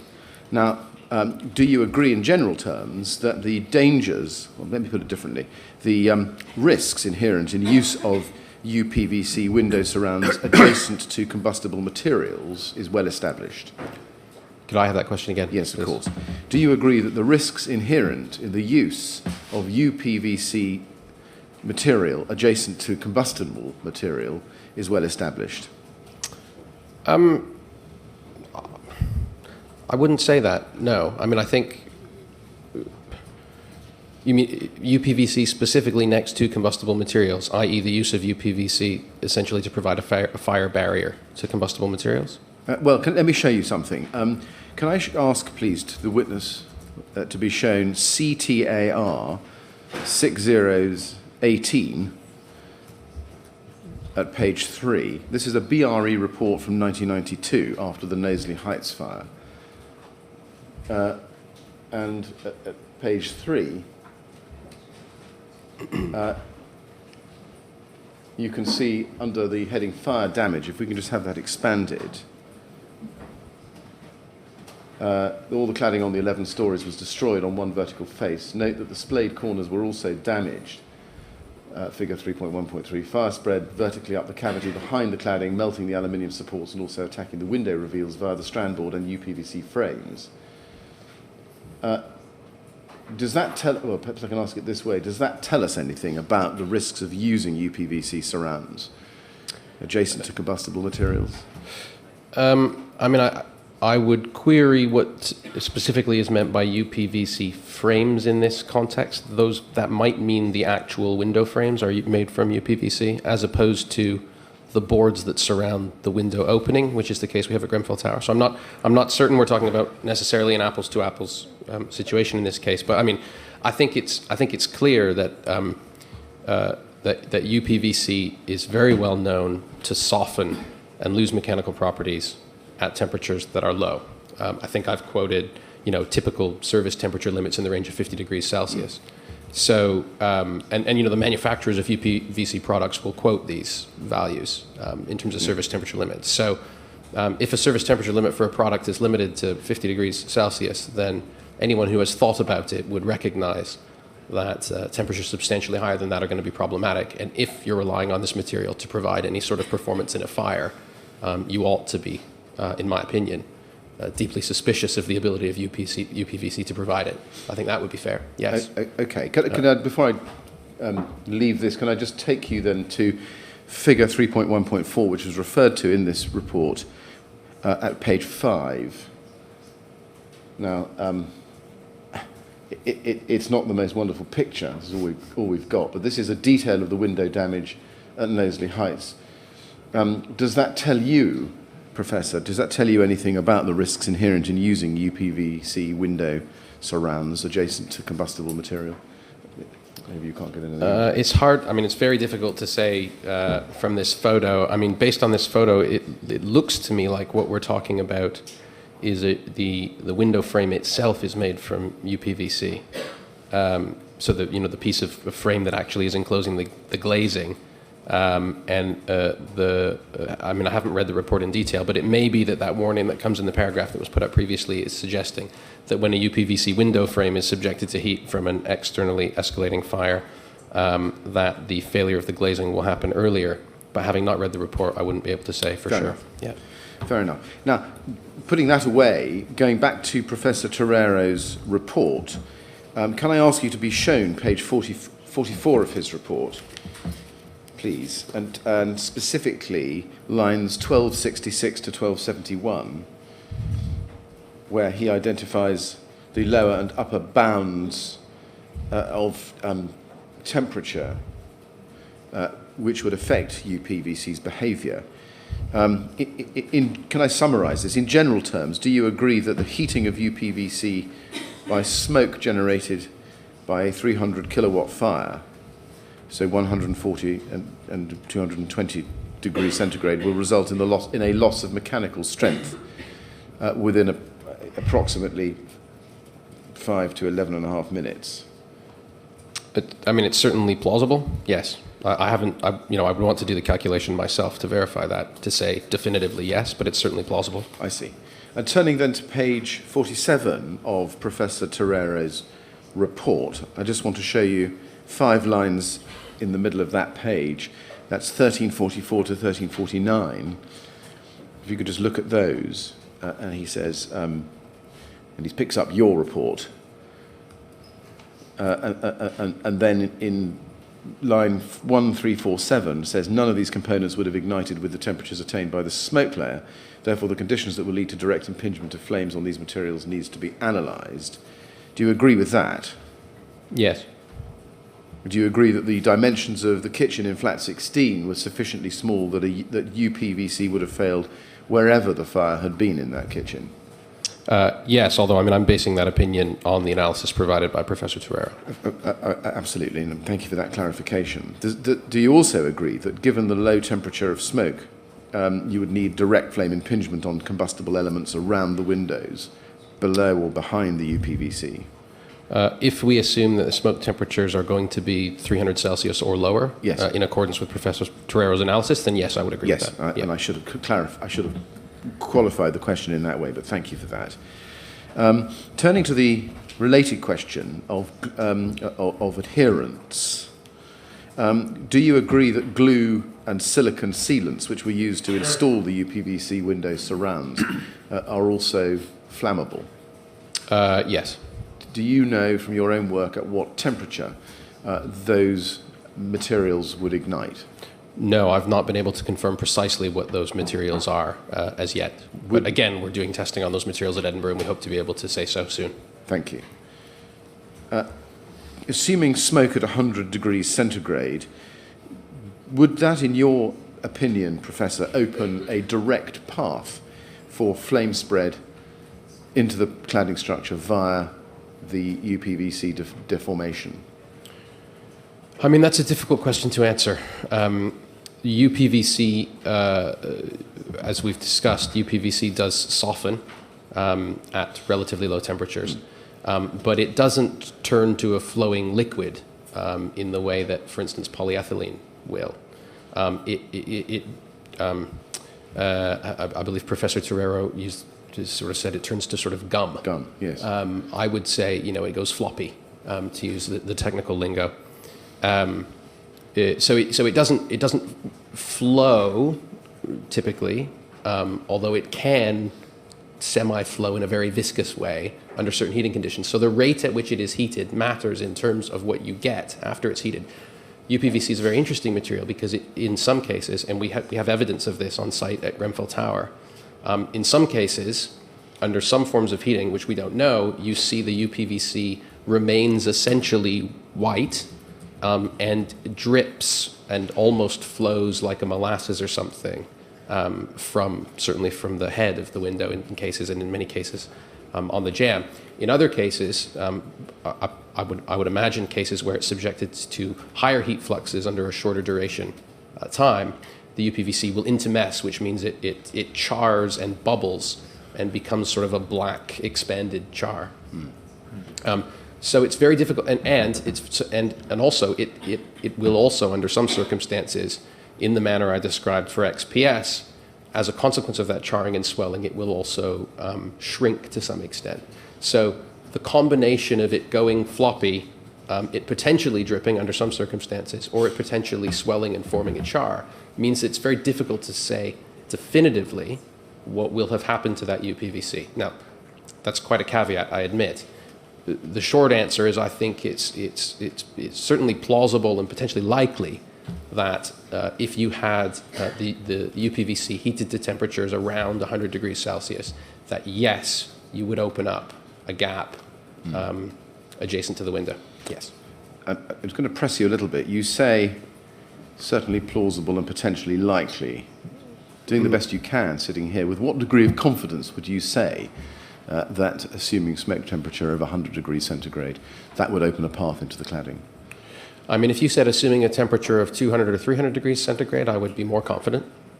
So is it right that your confidence level gets lower the lower the temperature? Of course, yes. Okay. But at 100, which is our benchmark. Yeah. No, I mean, I think it's likely that we will have had. I mean, well, we know from having looked at post-fire photos in particular of the building in apartments or in flats that were not subjected to very severe fires, but where the fire was creeping in from the outside in the later stages of the fire. We know that the weak point in the window surrounds is that gap, typically to the right or left of the window. Yes. And so yes, I think that's a likely weak point. When we're on this aspect of things, can you help with the adhesives? Now, you've just told me that the adhesives are sort of materials that will form. They're polymeric materials, yes. Yeah. If you contemplate a uPVC board fixed by adhesive to something else, and you've got smoke impingement, and let's take the 100 degree centigrade figure, how's that going? Do you know how that's going to affect the adhesive? I mean, the issue there is that in order to affect the adhesive, the heat would have to get through the uPVC to the adhesive. So the adhesive is going to be, in a sense, insulated by the uPVC. But if we assume that the uPVC manages to get to 100 degrees Celsius and then the adhesive gets to 100 degrees Celsius, I presume the question is saying, does the adhesive fail and the board simply falls away as a consequence of adhesive failure? Is that a possibility? That is certainly a possibility. And again, whilst I haven't yet confirmed the specific nature of the adhesives used, I expect that the adhesive was used as some type of an acrylic adhesive. We're doing tests at Edinburgh. We will do the types of tests that we would need to do in order to understand similar aspects of the response to these materials as we have already done for the uPVC. So that's a question we should be able to answer at some stage. But as a layman, I'm getting this picture of a uPVC board which has gone soggy, if you like, has no mechanical stiffness left, being held on to whatever's behind it by an adhesive which is also starting to degrade. And then, I don't know. Yeah, and again, I think yes, I agree with you, but you know, the uPVC boards don't weigh that much in comparative terms. They're not super high density products, so the forces to which those adhesives would be subjected are not immense, and they tend to be quite strong adhesives at ambient temperature. So even if they lose virtually all of their mechanical properties, they may still have sufficient properties to hold something in place. So it's very difficult for me to say absolutely the uPVC falls away, absolutely we have a hole next to the window. I think it's likely, but you know, I'm a cautious guy, so I wouldn't want to say absolutely. And I suppose gravity plays its part because depending on where they're fixed. Of course, yeah, of course. Yeah, right. Thank you very much. Yes, Mr. Willett. Can I now turn to EPDM rubber, which stands for ethylene propylene diene monomer rubber, which you cover on page 103 at paragraph 4.10.1.7.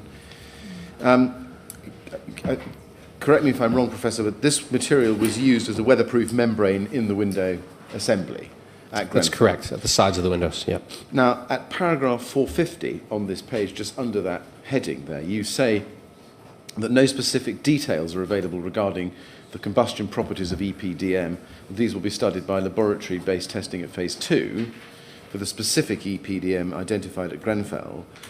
Nonetheless, do you agree that it is a thermoplastic material which would burn and melt? It will burn. It doesn't melt and drip. It will burn in situ. Now, Dr. Lane has got some values for this material. She says, and this is a reference only, this is her report in section 10 at pages 11 and 12 under paragraphs 10.3.11 and 12. She says that it will ignite at temperatures between 180 and 378 degrees centigrade. Does that sound about right to you? I mean, it's a big range. It is a big range. That is a big range, and I think that's probably a consequence of the variations in manufacturing this particular product, which is one of the reasons why I've not provided data in my report. But I think that range is certainly plausible. Yeah. Now, okay. Was there adhesive used to bond the EPDM to the concrete structure at Grenfell? Yes, it appeared to be some kind of mastic adhesive, but again, I couldn't identify it. You couldn't identify it, but from your knowledge of mastic in general, would that also be flammable? I would expect so, but I would want to check. And would you expect so because it's a polymer? I presume it's polymer based. Right, okay. Next material, spray foam. Now, we could take this, I think, quickly, but in your report at page 256, if I can jump ahead to that, you set out there at paragraphs 1190 to 1194 some evidence that you've summarised from the BSR witness statements and oral evidence about pre-existing gaps in the window framing, and in particular some evidence from some residents that additional foam or silicone was used by Ryden to fill up the gaps around the windows, of which residents have given evidence that they complained. Now, at 1192, you say, in the penultimate line, that the additional foam and or silicone was used, ineffectually in some cases, to address the problem. Was that use of additional foam and or silicone potentially significant in terms of the ingress of either smoke or fire back into flats? I mean, it's very hard to say. I mean, I think there's sort of a double answer on this point, in that if we're talking about ingress of smoke, and that smoke is relatively cool to such an extent that it doesn't affect the polymer foam that's been sprayed in place, then one can imagine that the presence of that foam would be helpful as regards ingress of smoke. However, if the smoke is sufficiently hot, or if you actually have fire, then that spray foam, that particular product, which is most likely a polyurethane, would provide essentially zero resistance to the spread of that fire through the gap. Yeah. Have you been able to analyse or test in any way the foam or filler that was used to stop up the gaps around the windows in parts of Grenfell? That work's underway at the minute at Edinburgh. Yeah. Thank you.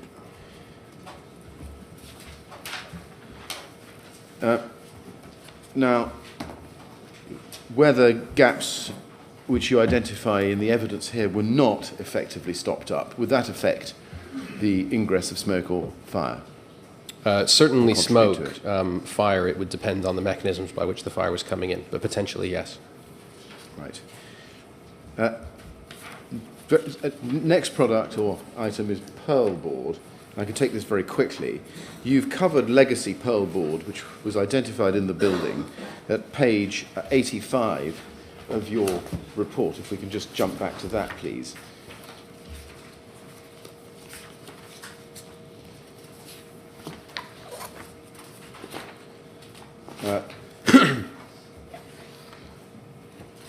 Now, is it right, just in general terms, that Pearl board is a polyurethane foam board covered with a paper covering? Correct.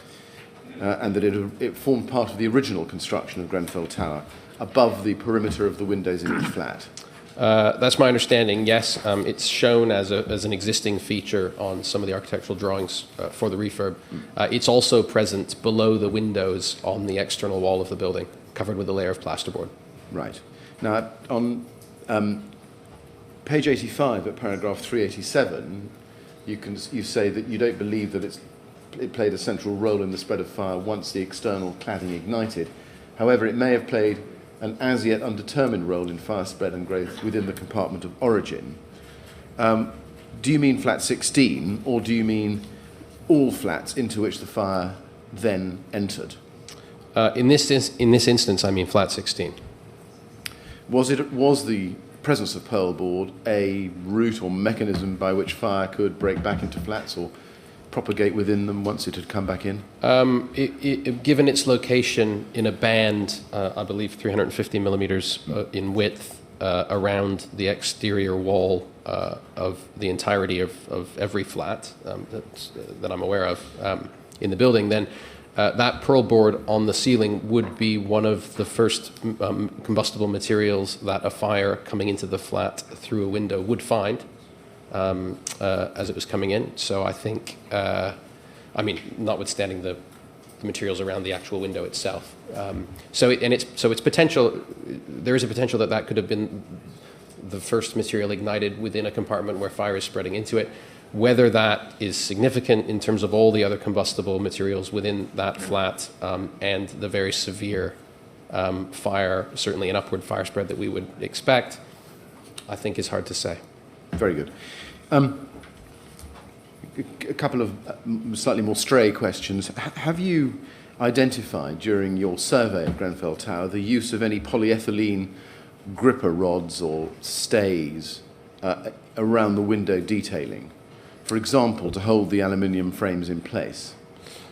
There are, I did observe during the deconstruction of the cladding at lower levels of the building in the undamaged sections when I was on site with the Metropolitan Police and the BRE forensic team, what I would call what looked to be polymer sort of shims or pucks that have been used to position the window frames within or onto the cladding rails or the aluminium rails that are holding the windows in place.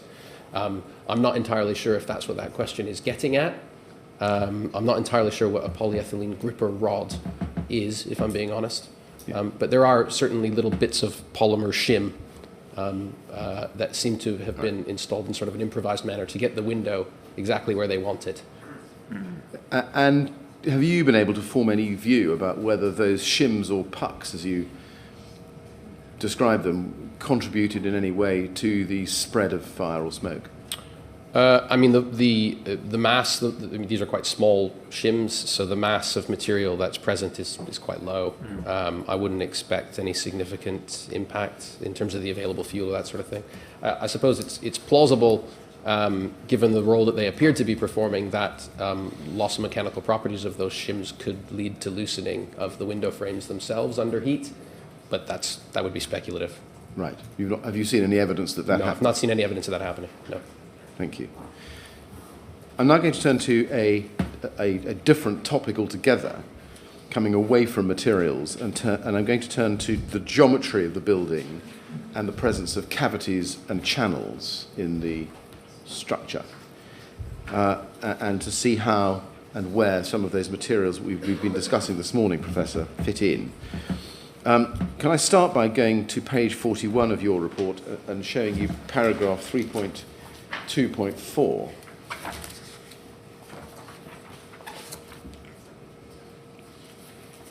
You summarise in that paragraph there, and we can see it, the paragraphs 232, 233 and 234, the three main sets of materials present in the cladding system. the foil-face polymer PIR insulation product, the ACM panels, and the cavity barriers.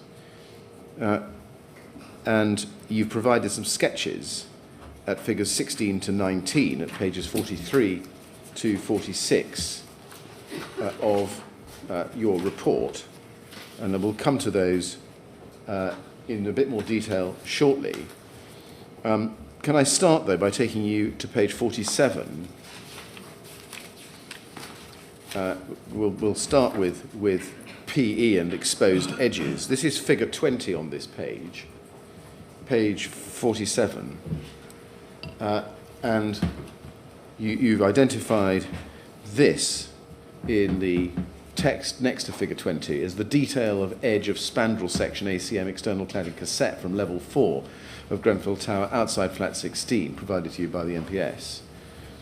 And you go on to say what it is. And then you say, note multiple cut edges directly exposing PE filler material, both at the flat and even more so beveled edges of the panel, and also along the reentrant internal corners. Can I just ask you to unpack that a little bit for us and just explain these edges? First of all, can you point out where the beveled edges are for us? You can get up if you want to. Yeah. So, I mean, the beveled edge I'm referring to is this edge here, where, so for instance, comparing to this edge, the cut across the panel is perpendicular. Yes. Here, that cut is at an angle. Right. So you just, the reason that I felt that was significant to mention is just that it exposes a larger surface area of polyethylene at that location. Yes. Now, it's not immediately obvious to the naked eye looking at this photograph. No, when you hold it, it's quite obvious. Yes. Yes. So just so really more for the transcript, so that the inner edges of the aluminium that we can see on figure 20 are set back from the outer edges. So the bevel is an angle from the bottom to the top. That's correct. Yeah. And similarly with the upright there, from the inner to the outer, there's an angle. What kind of angle is the bevel? Do you know? I haven't measured it, but it is probably somewhere around 45 degrees, I would say, just from memory. Right. Now, I mean, I should point out that this is one example of a cut edge on one specific piece of spandrel cassette that I was given. So I have no way of knowing if that is a uniform detail. yes. Thank you. Now, from your knowledge, partly following up that last question, would this kind of configuration or this kind of feature be present on every ACM cassette on the tower? It's hard to say. Yeah. Have you any reason to think it wouldn't be? Well, I mean, to me, the question is really where would it be, if you see what I mean? Because on this particular panel, it's only along this one particular edge. All the other edges are cut at 90 degrees. I don't know the rationale for that bevel existing in the first place from a constructability perspective. So I don't know why whoever cut and folded these cladding elements has used a beveled edge at that location. So it's hard for me to say what other locations might have the beveled edge. I mean, I pointed out because it's something we observe in the photo. I think it's significant because we do see some more polyethylene in that location. As I'm sure we'll discuss later, I don't necessarily think that those exposed lines of polyethylene have a primary role in terms of the flame spread in any case. So I pointed out of interest, but I don't think it's a hugely significant detail, if that's a helpful thing to say. Yes. The other feature you point out in your figure 20 is the reentrant internal corners. The word reentrant might be confusing because you use it in a different context when we come to the panels on the column. But do you mean by the reentrant well, what you point out there, the lower edge? I mean the inside line. The inside lower edge. Here. This line. And is that lower edge exposing PE simply because of the way in which this cassette was folded over and shaped? Yeah, my understanding of the way these cassettes are shaped is that you take a flat panel of the ACM sheet and then you route a groove into the back face of it, and then you fold along that line. So you remove the aluminium skin and you remove a certain volume of the polyethylene, which allows you to get a nice straight fold line in your cladding cassette. Yes. You know, in the same way that you might score a box in order to to make a box. Yes. Now, at paragraph 241 on page 42 of your report, you explain the importance of this folding and exposure of PE. And we can see what you say there. But in simple terms, does this mean that exposed return edges that go into the... Does this mean that they go into the cladding rails, which are then voids which run up the length of the spandrel? What it means is that at the edges of ACM panels, you will always have exposed polyethylene. And on the insides of the boxes along every fold line, you will also have exposed polyethylene, which means that there are multiple routes to expose that polyethylene directly to heating or flaming. And probably more importantly, there are multiple routes by which melted polyethylene can exit the ACM panel and then flow to other places. Yeah. Now, do these return edges, which are exposed in the way we've seen, either the beveled ones or the return edges, do they fit into the cladding rails? Not sure I follow. Well, you mean as the cladding cassettes are hung onto the cladding yes. rails? Yes, within the cladding rails, you will have exposed edges of ACM, yes. And we know, because you've said it, that those cladding rails provide voids which run up the length of the spandrel. Yeah, at the length of the spandrel, and in some cases along the side of the column and the column tip as well, yes. That was my next question, yes, and that, I think, is paragraph 243 of your report. While we're on this, are you able, and I know this is more going to be phase 2, but are you able at this stage to identify any obvious risks in that kind of installation? The hanging of the cassettes on the rails in that way. With exposed PE? I mean, yes. Those rails, as installed at Grenfell Tower, they also break through cavity barriers, as I'm sure we'll also discuss later. So you have routes where flames and hot gases can move up through the cladding, and in doing so expose those exposed edges of polyethylene to heat. Yeah. Perhaps as importantly, even if the spread up the cladding rail is not what we're particularly worried about, if the ACM cassette on the whole is exposed to heat and you have the polyethylene becoming liquid within the ACM cassette, what that means is that some of that polyethylene is going to exit the ACM cassette within the cladding rail, which then provides a route for that polyethylene to flow down as well. Absolutely. And I think we can make this clearer, actually, by reference to figure 16 on page 43. If we can go to that is your, I think that's your drawing, isn't it? That's correct, yep. And it's a horizontal section detail, so we're looking at it, as it were, from above. At the join between the concrete spandrel beam and the concrete column, so at the return, if I can call it that, then you show the ACM rain screen cassette spandrel section turning at right angles and fitting into the aluminium cladding rail, and you put void there. Does this mean that the exposed edges of the ACM rain screen cassette are sitting within the void? In fact, there are two of them there. That's correct. Does that mean that there are therefore exposed PE? There is exposed PE material sitting in that void? Correct. And that if it burns, drips and melts, it will drip down the void, down the rail? That would be my expectation, yes. Now, can I ask you to look at page 50, just picking this up and running with it a bit further? We can see a photograph, figure 23 on that page.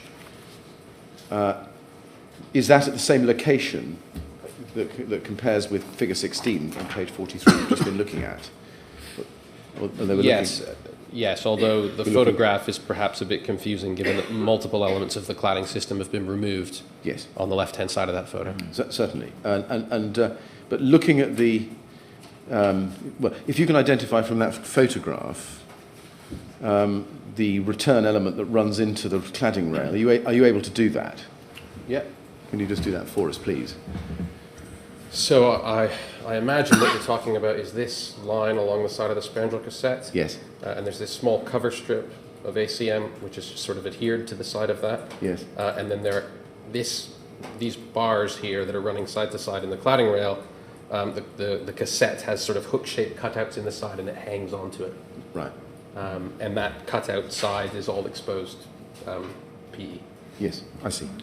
Now, is that photograph representative of what you would find, I suppose, above and below the kitchen window of flat 16? Yeah, from level 4 to the top of the building. Right. Yeah. I mean, to the extent that we can confirm that, given the damage at the upper levels, yes. Right. I'm sorry, I may have to make you get up again, but can you also point out on this photograph where the cut edges of PIR insulation would be? That is a slightly trickier one in this location. Well, maybe we can do it in a better... Yeah, it's better, it's more obvious at the location next to the window as opposed to next to the spandrel. Yeah, so it's more obvious slightly up here. In this situation, and it's probably worth pointing out that this construction detail that's shown on this slide, with the 2 layers of the PIR foam on the spandrel section sort of framing into this interesting configuration of cuts in the PIR here where they join into the 100 millimeter depth on the columns. Because of the configuration of the building, it would appear that that's quite a straightforward thing to actually do from a constructability perspective. Yeah, so it's given the geometries that we're dealing with here, it seems that whoever installed the cladding and insulation was able to cut the insulation to kind of fit in the way that I've shown it here. Yeah. Adjacent to the window, which I guess is a different figure. I don't know if it's, I won't ruin your plan, Mr. Millett. It's harder to, there's more variability next to the window in terms of how that was installed. But Yes. having said that, you have essentially foil here, and you have foil here. That is a cut edge of PIR. You have foil along this surface, and along this surface, that is a cut edge. That is a cut edge. Yes, I see. I think in short terms, the 2 layers of PIR foam insulation that you can see in your drawing are not actually visible in the photograph, but the angled PIR foam insulation attached to the column is, albeit from below. Yeah, so these 2 are here and here. Oh, I see. Just barely visible. Yes, I see. This one is coming in here. Yes, I see. That's correct. If we look on the photograph, there's a label on showing what's described as foil-faced polymer foam insulation board, column section. It's the second label. Correct. And Yes. that looks as though it's identifying a cut edge. That is a cut edge, yes. So this here is a cut edge. However, that underneath, so what you would have found here is cavity barrier here, and then you would have found another piece of the PIR coming down here. So you would have this edge would have been butted up against a cavity barrier, and below the top surface would have been butted up against the cavity barrier. Thank you. And I think just while we're at it, you can actually see the voids, is this right, created by the grooves in the concrete columns? That's correct, yeah. So yes, you can see the surface of the pre-existing concrete columns are not flat. We're not flat. Yeah. You have these sort of vertical channels in them.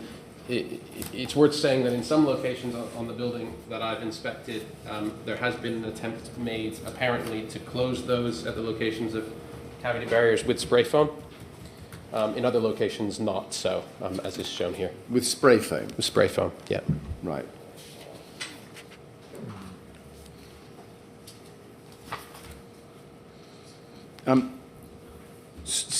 Returning to the subject of exposed PE edges, can I ask you to be shown, please, figure 1026 in Barbara Lane's report, and that is BLAS 5010 at page 26.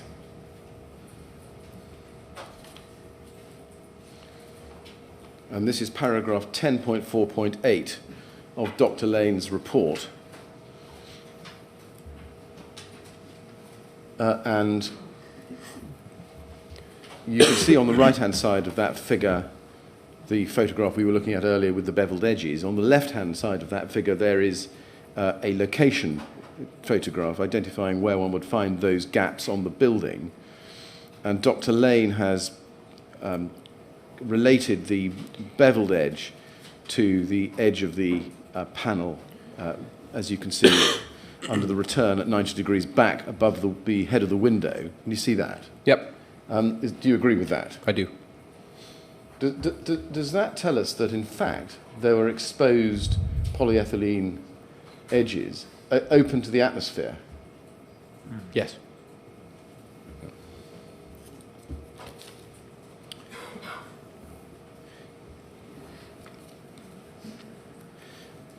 Now, can I ask you next to turn, you could put that away and go back to your own report at page 44, figure 17.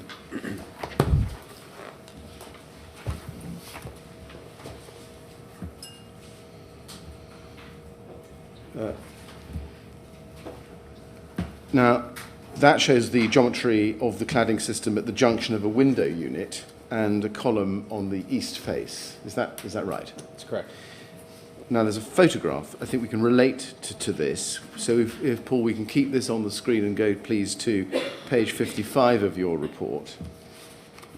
There's a photograph there, which is figure 27B.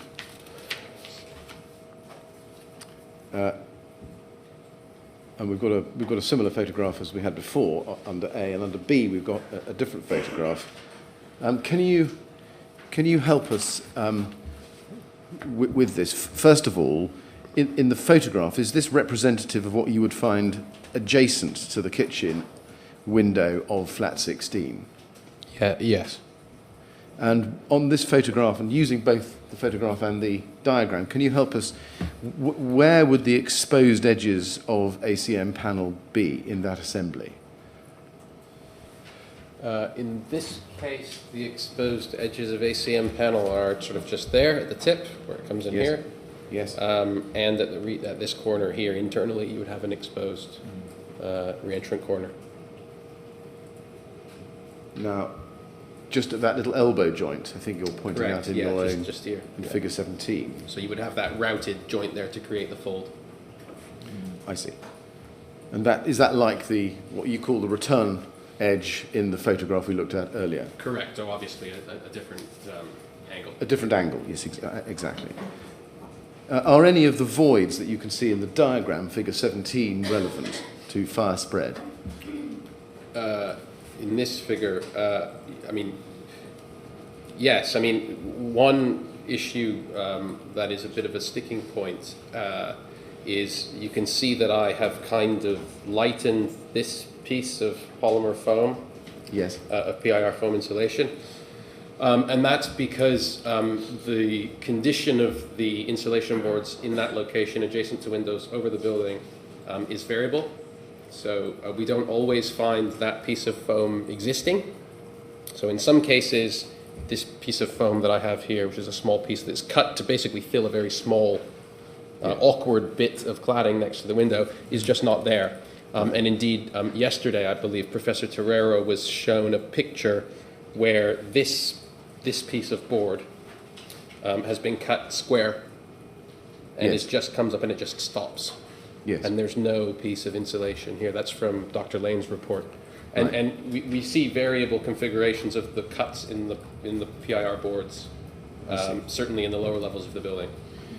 So it's hard to say with any certainty at a given location what the condition was at that location, and certainly outside flat 16 there's so much damage that I couldn't tell you outside flat 16 if this piece of foam is there, if the board is cut at this acute angle like this, or if it's cut at right angles. I just can't say. No. Now, just focusing on the exposed edge of the panel, exposing the PE, you identified the elbow joint, but at the top, which I think was the first edge you identified, of the yellow hatched aluminium fixing, ACM panel, just exactly which edge is exposed? Can you point that out? You mean just here? It's just there. It's that little tiny edge. And is that sitting in a void?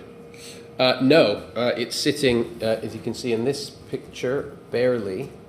The detail alongside the window, Yes.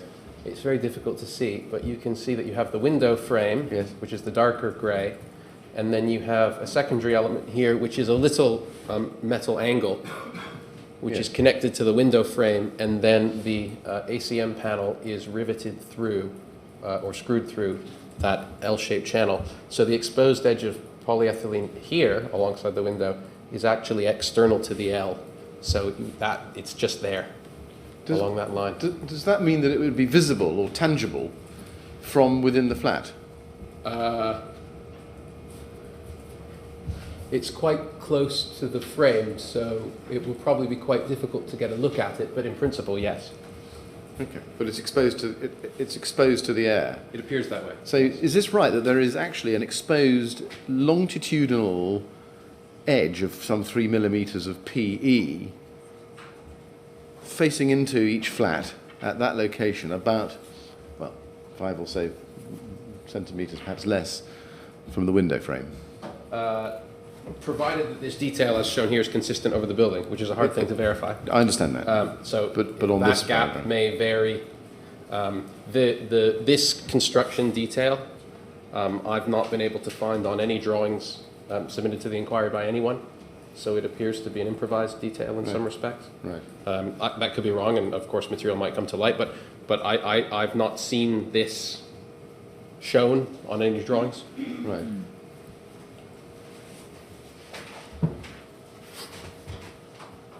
Have you considered the role that that exposed PE in that precise location would play in the initial ignition of the rain screen on exit of the fire by whatever route from flat 16? Yes. And we'll come back to it. Yeah. Right. Figure 19, I'm sorry, figure 18, I think, is the next one we need to look at, page 45. I think this shows the geometry of the cladding at the column tip. Is that right? That's correct. Yes. And if you go back, I'm so sorry to make you jump around, but if you go back, Sorry. please, to the page on which we were looking at the photographs, page 55. Look at figure 27A. Just flip between them. If we can have both of those on the screen, please, Paul, at the same time. Figure 18 on the left-hand side, if we can. Well, it doesn't matter.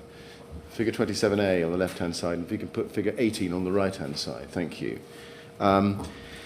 First of all, is this, to your knowledge or on your survey, representative of all the columns in the tower?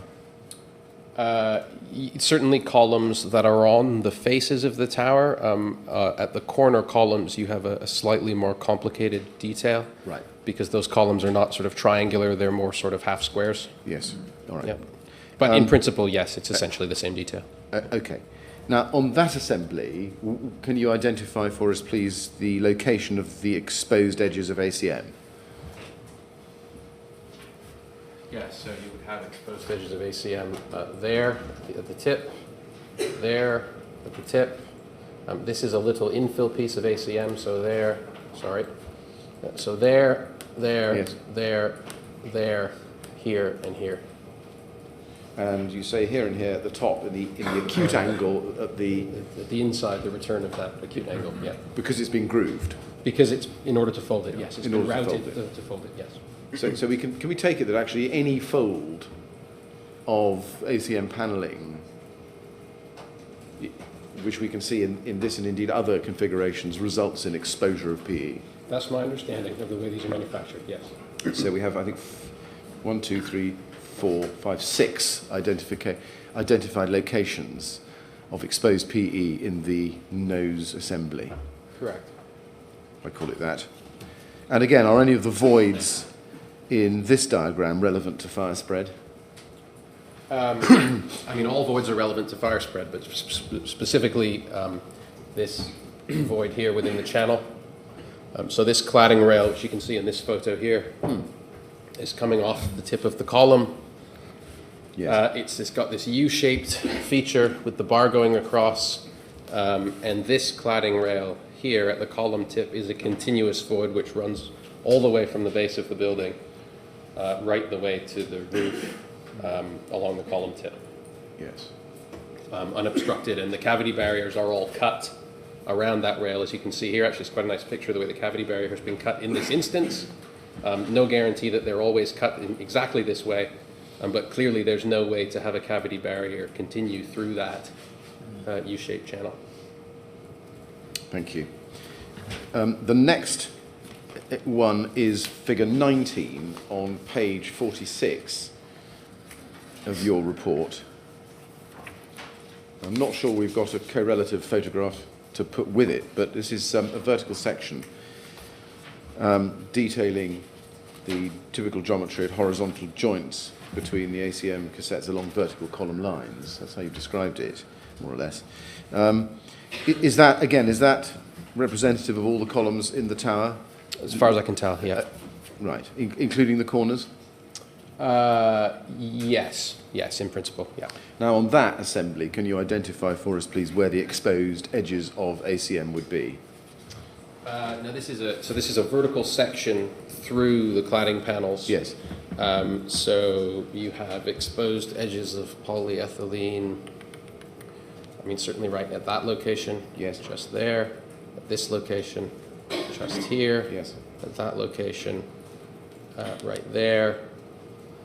And then along these edges, although in section, that's not necessarily an edge that we're interested in. No. Now, in the third of those, which is the right angle, we can see moving from left to right and bottom to top, where just below the wiggly arrow. Is the exposure of PE on the exterior, again, open to the air? Yes, it will be. And that runs transversely, does it? It would run across. It runs across. Yeah. Right. And I'm not sure you pointed this out, but would there also be a transversal running across exposure of PE in the inside of the right angle joint in the void, the rain screen cavity? Below, you mean? Below, Here, yeah, just there, exactly. here and there. Yeah, I mean, I should say at this point that this one here, I'm saying yes on the basis that every fold I've ever seen in an ACM cassette has a routed cut. Yes. Given that we don't have a photo, and I can't see it in my head right now, that is something I would want to check to verify, to be certain. Yeah. But I can't think of a way they would make that cut without doing it. Thank you. Okay. It's certainly something I'll check. Right. Now, you've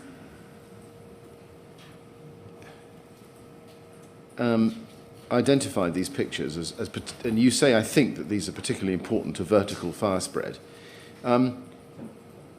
Dr. Lane, and I'll just summarise her opinion, I hope accurately, she has identified the rain screen cavity in the column as itself a route for fire spread. Do you agree with that?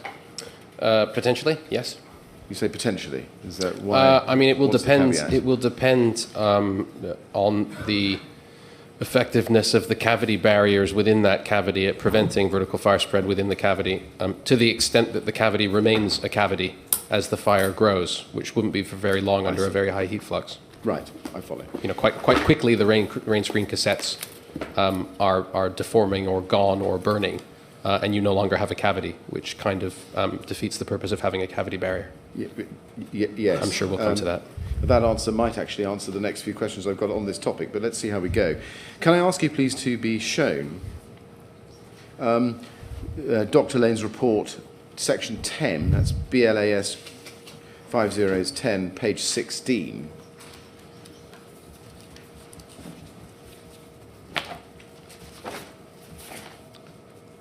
And this is figure 10.13.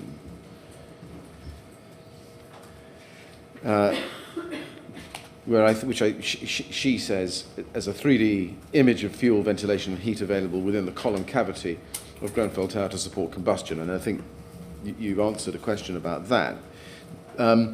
If I can show you the bottom of the page and the text there, she says, an open state cavity barrier does not initially fully close the cavity. The particular cavity barriers installed in Grenfell Tower were designed to leave a 25mm gap between the outer surface of the cavity and the outer face of the cavity barrier. and she explains why. The outside face of the horizontal cavity barrier is lined with an intumescent material visible as the black strip in figure 1017, which we may need to look at if we need to, which is intended to activate under heat and expand to close the 25mm gap. Therefore, initially in a fire, the entire column cavity over the entire building height was fully connected. Do you agree with that conclusion? Yes. Does that mean that there would be a continuous cavity up the column? With the cavity barriers in an unreacted state, yes. Right.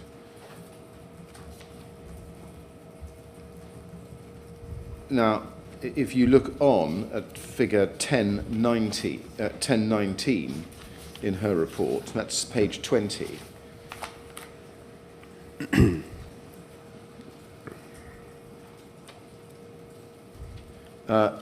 She explains there that rain screen cladding panels can distort when heated, either through heating of the panel itself or by failure of the supporting fixtures. This can allow further gaps between the cavity barriers and the rain screen panels to form. Do you agree with that? Yes. And would that also provide a route or further route or exacerbated route to fire spread by way of bypassing the cavity barriers? Absolutely, yes. And of course, all of this is predicated on the assumption that the cavity barriers are installed as per the recommendations of the cavity barrier supplier, which may or may not be the case. Understood. Can I then show you also page 21 of her report at section 10.3.40 and figure 1020, and she says there, and there it is, and this is the text above it. We may need to have both the drawing and the text, Paul, if we can. She says there that the performance of the cavity barriers in restricting the spread of fire was also compromised at the nose of the column due to the specific geometry of the ACP and support bracket. As illustrated in figure 1020, a gap where the horizontal cavity barrier was not present existed at the nose, which provided another route of fire spread past the horizontal cavity barriers. Do you agree with that? Absolutely, yeah. And I mean, that is the same thing shown in figure 22 of my report in a photo that I pointed out previously. So yes, it's precisely the same gap that we've talked about before. Right. And then finally on this question of exposed polyethylene edges and their route or their assistance in fire spread or role in it, can I ask you please to go to figure 40 of your report at page 68.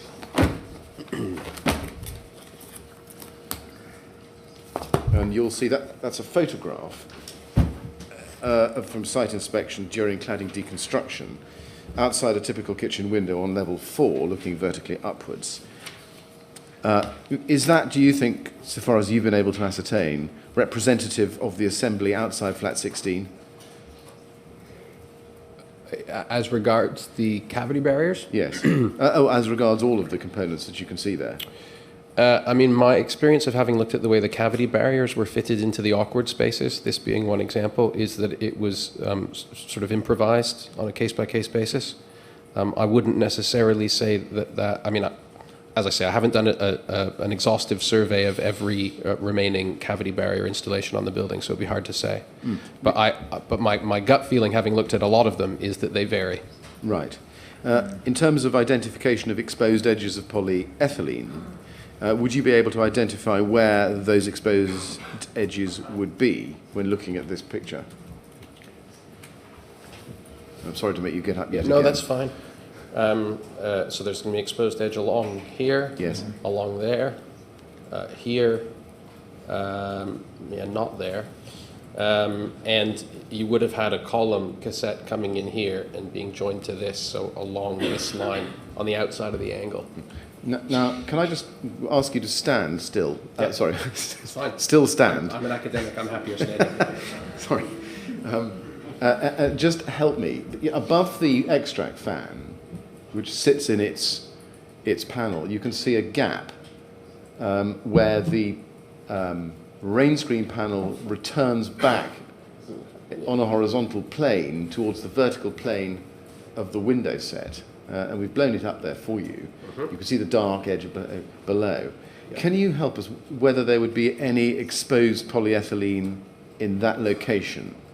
Not, so this corner that is forming this line with the Yes. shadow behind is not an exposed edge. But the photo that we have that showed the bevel previously Yes. shows you the back of this. And Yes. so you have a slight upturn here. So there's a fold, and it's going sort of that way into the screen. Yes. Sort of yay big, an inch or so, I would say. And on the top of that, you have exposed edge of polyethylene. So I see. So underneath this, as it were, moving horizontally into the building and then coming up vertically, and then coming, as it were, back out again, you've got a flat, exposed, lengthways surface of polyethylene. So you have a flat surface of exposed polyethylene, which is horizontally looking up. Exactly. Yeah. Right.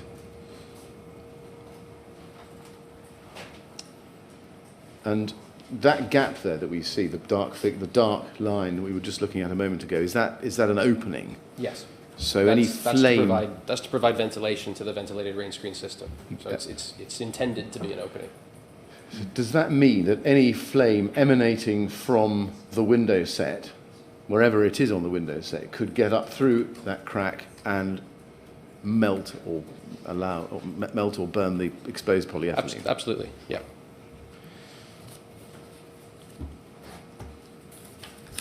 I'm now going to turn to a different feature of the building, Professor, which is covered by you at paragraph 3.2.4.2 of your report on page 58,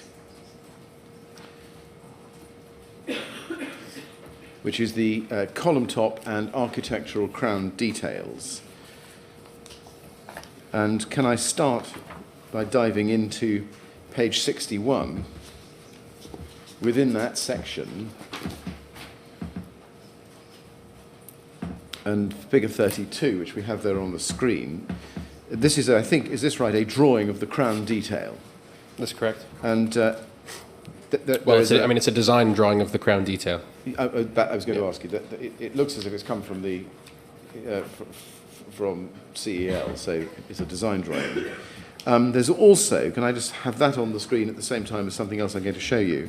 It's an image in Dr. Lane's report, and that's BLAS 5010 at pages 47 to 49.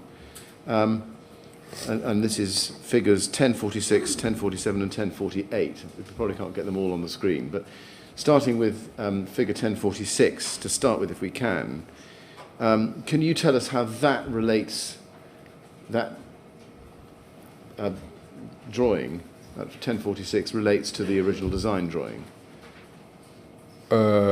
In terms of how the right-hand drawing relates to the left-hand drawing? Yes. They're showing essentially the same thing.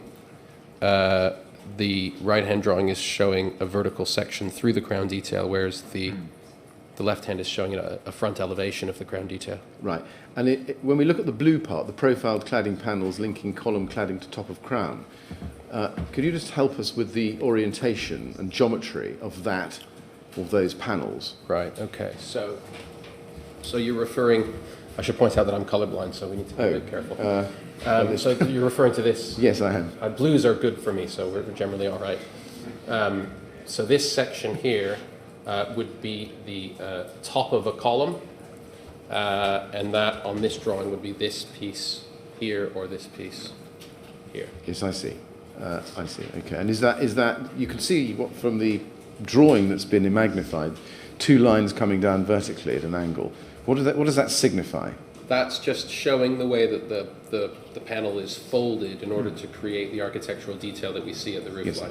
So okay. It's the original reinforced concrete columns that sit behind these are tapered back. Yes. It's just an architectural detail. And so the cladding panels were tapered back in line with the concrete, although it's worth mentioning some distance from the pre-existing concrete. The pre-existing concrete stops at a lower level. Yes. Okay. Thank you. The next figure is 1047. If we can just look at that, please. And that shows the presence of combustible Raynaud bond cladding panels formed into fins. Where would they sit? Can you tell us where they would sit in relation to the figure at 32? So these panels here The red. Red is not a good color for me. The red Yes. are essentially these vertical slats. Yes. I see. I believe Dr. Lane refers to them as fins. Yes. She does. Fins. I call them C channels. So Ah, it's the same thing. that was a question I had. Fine. That answers that. And 1048 is the next drawing, which is the same drawing there. Is there any well, first of all, is it the same drawing? Looks like It it. appears to be, although the one in Dr. Lane's report has been marked up by somebody at some stage along the way. Is there any significance in that drawing? In the marking up, I've not. Picture. No, I don't think so. Right. Okay. Now, is there, in general terms, is there any insulation sitting behind the details we can see at the top of the columns? At the top of the columns, no. The insulation is terminated above the level of the windows at the top floor. Is there any insulation at all within the crown detail? No. What about cavity barriers? No. Is there an aluminium coping? Sorry, before we go on, is there any insulation behind what looks like the top layer of spandrel panels? 'Cause looking at the previous drawing in Dr. Lane's report, it looked to me as though there might be. I believe yes, but that it terminates before reaching the actual line of the roof there. Yeah. Yeah. Yeah. But I could be wrong. I'd want to check that. Well, I think we might be able to see it. I didn't make a note of the number of the red and blue drawing, but It's certainly indicated on the drawing. Whether it's present yeah, on site is another matter. Yeah. Yes. You may be able to see it in 33, actually. You may be able to see it in figure 33 on page 62 of your report. That may help, Professor. 33. No. No. I mean, I should point out at this point that the figure, the figure that was previously on the right from Dr. Lane's report that showed essentially the same section as being shown on the left from my report. Right. I don't know what that is, if it's possible to bring it up. Okay. I do think it's important to point this out, actually. No, so It's the coloured version of figure 33. the colored version of my figure 33, yes. Yes. Exactly. If you... So yes, Yes. the one you had just there a second, that one, yes.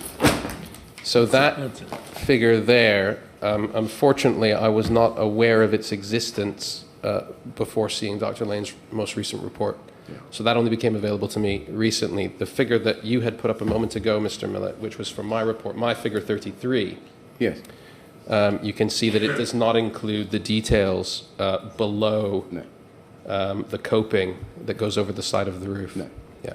So it's just important for me to state that. That's helpful. So in fact, looking at or using figure 10.47 in Dr. Lane's report at page 48, section 10, is this right? You can actually see where the insulation stops, and therefore there's no insulation behind the fins or any other part of the architectural crown details. That's correct. Right. And I think that answers the chairman's question. But there is also an aluminium flashing that we can see, which you may not be able to see this. It's in, I think, green. It's grey, is it? Right. Thanks, two of us. Did you know about that aluminium flashing over the top of the insulation? Yes, I knew about the flashing, but I wasn't aware that the drawing shows PIR insulation underneath. On the drawing that I've used, my figure 33, that's denoted in the design drawing as, it's very small print, but it says WSP ply bonded inside coping to reduce sag. So that's indicated as an aluminium sheet with essentially a moisture-resistant plywood bonded to the underside to reduce its sag. And so we had always assumed that was the detail in that location on the roof. Right. In light of this new drawing, I've asked to go back to site and have a look myself. Subject to that later visit, are you able to identify on figure 1047 where the exposed edges of polyethylene might be within the ACM? In the crown detail? In the crown detail. I mean, they're everywhere. The better drawing is my figure 34. 34, yes. Let's go to that, and indeed the photograph at figure 35. This is page 63 of your report. Yes. Okay. So yeah. So just for us, can you just show us where? Yeah. So You need to go back up to figure the top. 34. There. Yeah. So just have that expanded. So yes, I mean it's worth saying that what you have in this detail is you have aluminium C-shaped channels. Yes. So these are vertical elements. So this is a horizontal section through the crown. So you have essentially C-shaped channels running vertically like fence posts. They have cladding, they have bolts running across them at various heights. And then you have essentially the inverse shape made out of an ACM slotting onto those rails. And that just sort of, and you end up making essentially a fence of ACM and aluminium shaped C channels as you go along the crown detail. This piece here is the column cassette, the column top cassette framing in to start the crown detail. Yes. And then you just have a repeating sequence of these C-shaped channels continuing across until you get to the next column. You have exposed edges at this corner, at this edge, Yes. sorry, this corner, at this edge, at this edge, at this corner, the next corner, that edge. So just basically, and on you go across, all the way across. So you have a lot of exposed edges, certainly. Presumably, if these are just vertical C channels, are they? In this view, yes. In reality, these cassettes are box-shaped, so they have tops and bottoms. Oh, so Like cassettes, yeah. So they have a bottom that returns, and they have a top that comes over the top. But where they have returned at the bottom, is there a cut edge? Yeah, it's an open cut edge. Imagine a cardboard box that doesn't have the flaps on it anymore. Yeah. Yeah, And at the top the same. at the top the same. Yes. So you've got every edge is exposed. On the inside face of the crown, yes. Yeah. Thank you. Yes, thank you. And in fact, I think you get a visual image from figure 35 on the same page. Does that show us? Perhaps we can have that expanded, Paul, please. Does that show us the C channels? Yeah, I mean the crown elements in this figure are extremely badly damaged. This is immediately above the flat sixes. Incidentally, this is where the fire will have first come up the building. So it's the northeast corner. Correct. Yes, correct. So here you can see these are the aluminium C channels. Those, and then these very badly damaged and warped pieces of aluminium are aluminium skins of the pre-existing ACM cassettes. Having gone up there and looked at them, the polyethylene is essentially gone. There's some residue, but the polyethylene has either burned or melted and dripped down from those cassettes at the top. Right. And the C channels, are those the indentations which can move away from the camera in vertical grooves that we can see there? These are the C channels. Yes. So the ACM elements have been removed by the fire. The aluminium C channels are quite massive. They're quite thick. I think they're 3 millimeters thick aluminium, so they're quite sort of beefy elements. Right. So it was harder for the fire to remove them. Yes, I see. And nothing to prevent horizontal propagation. No. I mean quite the opposite. Yeah. Did this arrangement at the crown, because you called it an architectural crown, well, let me ask you an open question. What do you mean when you use the expression architectural crown? I mean that the only function of the crown that I can ascertain is that it was a visual and aesthetic feature of the building, and therefore it's an architectural feature of the building, as opposed to having some specific engineering functionality. You know, it wasn't required. There was already a parapet beam and a safety grating at roof level, so it served no purpose other than an aesthetic purpose, as far as I can tell. I mean, if we have evidence otherwise, I'd like to hear it, but as far as I can tell, it's purely an aesthetic feature. Right. Now, we'll come back to the role of the crown in fire spread later in your evidence, Professor. Can I then turn to the question of windows? Now, at page 73 of your report, you have summarised the materials that you have identified as used in the window sets at paragraphs 279 to 284, and then at paragraphs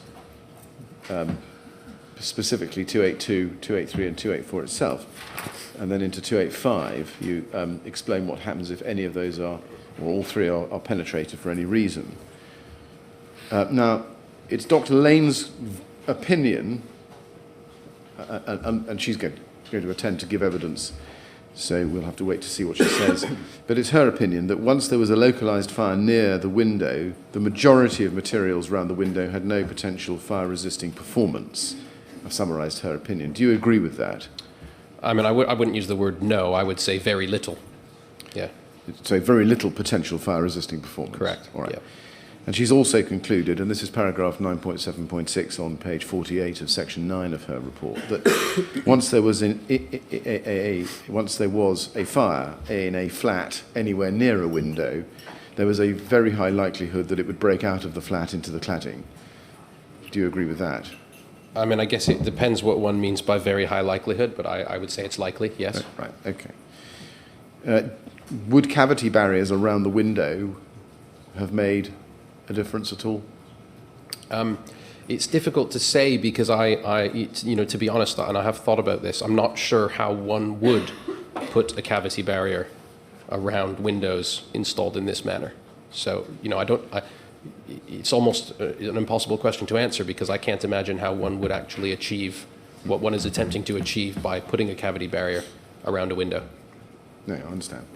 Can I then turn to the topic of spread out of the compartment? Now, which is a different topic altogether, you've based your analysis on your understanding of the way different materials react in a fire, and secondly, the available video evidence, the visual evidence from video and photographs that you have. That's correct. Yeah, the evidence I'm using with respect to these questions of fire spread is predominantly visual evidence, yes. Yeah. Mm-hmm. Now, have you had an opportunity to consider Dr. Lane's and Professor Torero's analysis of spread out of flat 16 in their respective reports? Yes, although not in any sort of very deep way. I've read the reports, although admittedly under quite short time constraints. Mm. Now, we know that Professor Torero, who gave evidence yesterday, explained that he's carried out some modelling, I think he might describe it as simple modelling, to assist with analysis of how the fire broke out of flat 16. Am I right in thinking that you yourself haven't carried out a similar analysis? That's correct.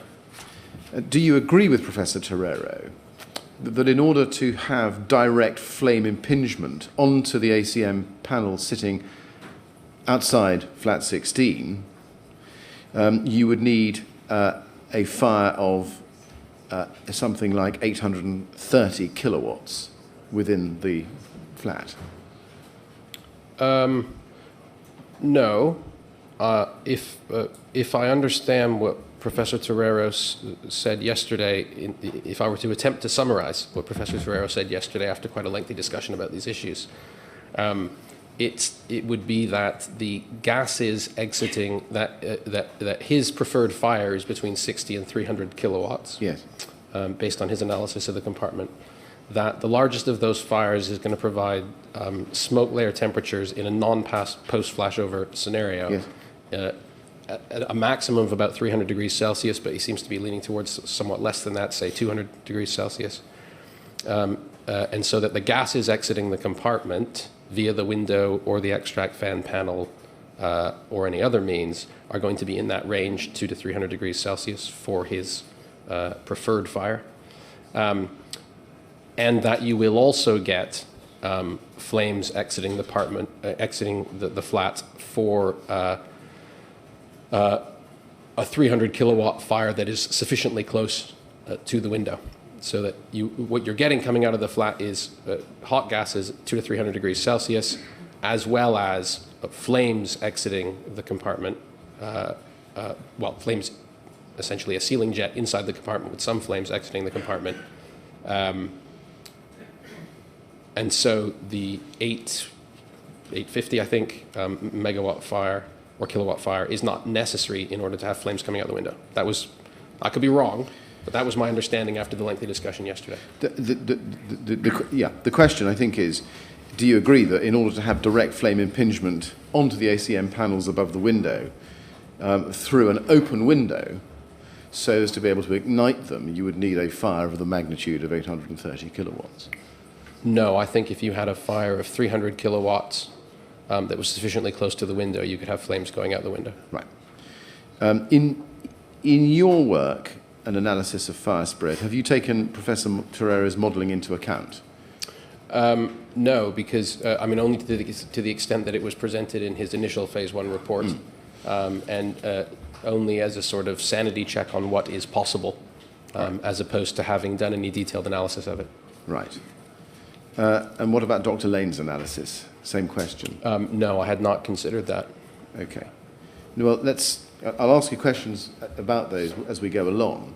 Let's go a little bit further into some detail, if we can. In your first report that you provided in April this year, you, I think, identified 3 hypotheses for fire egress, exit from flat 16.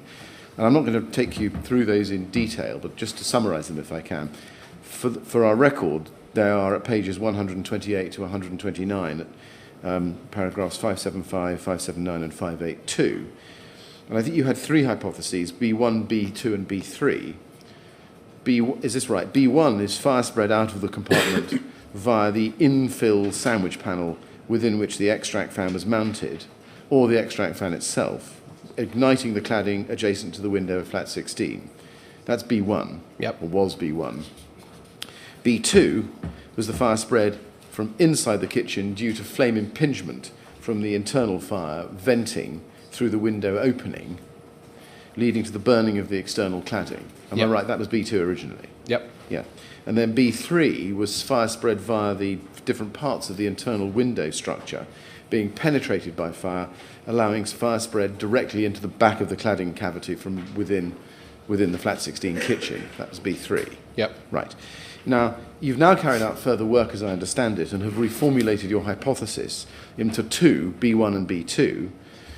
Am I right in thinking that B1 is now an amalgamation, a blend, of your original hypotheses B1 and B2 in your first report? That's correct, yes. I mean, B1 in the first report was essentially assigning the extract fan a causal role. Yes. So I think it probably would be fairer to say that the original B1 has just vanished because we have insufficient evidence, I think, to support that hypothesis now. Right. And B2 reflects your original B3, so fire getting through the materials in the sides of the window frames and getting into the cladding that way. Correct. Yeah. Now, so essentially B1 is now out through a hole in the window, and B2 is out through the materials in the side or around the surrounds of the window, Yes. in layman's terms. Yes. Okay. Now, I think you've updated your conclusions, and I just want to show this to you. It's page 147 of your report, please. And if you go to that, you can see at paragraph 712, you say, page 147. No, that's the first report. We want LBYS, the most recent report. LBYS 601, page 147. Yes, thank you. Paragraph 712, you say there is insufficient evidence to accept or reject hypothesis B2 at present.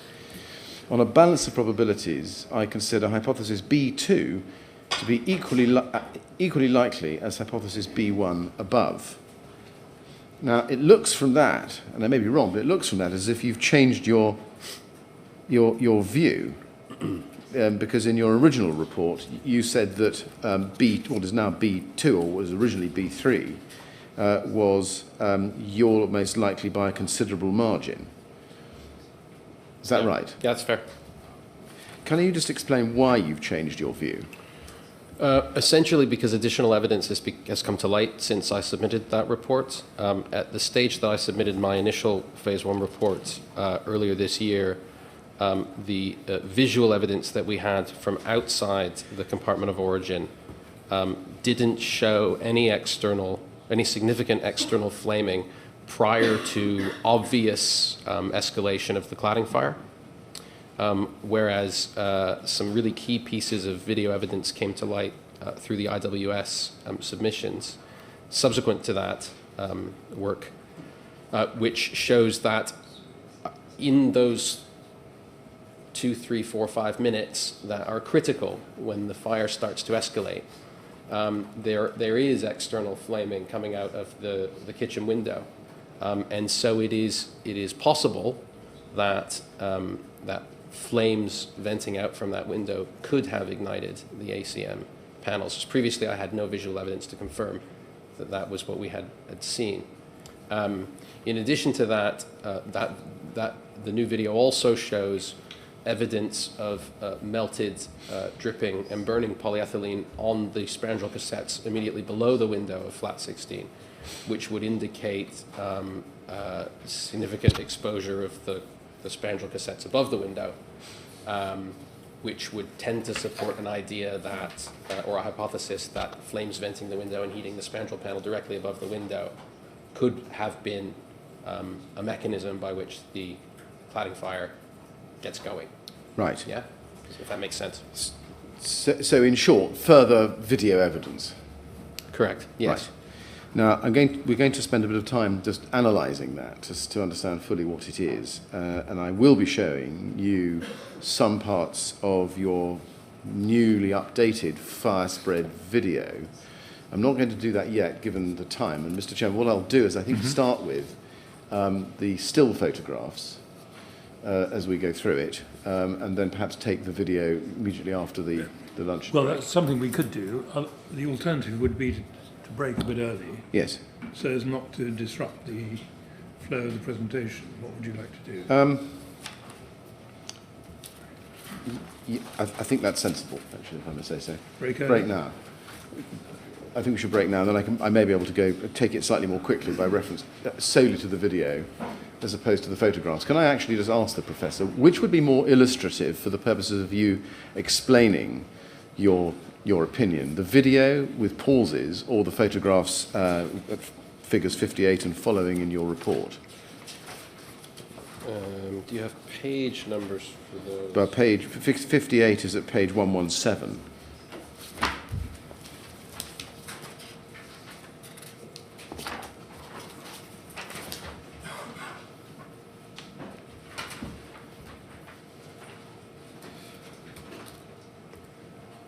I mean, I think either would probably,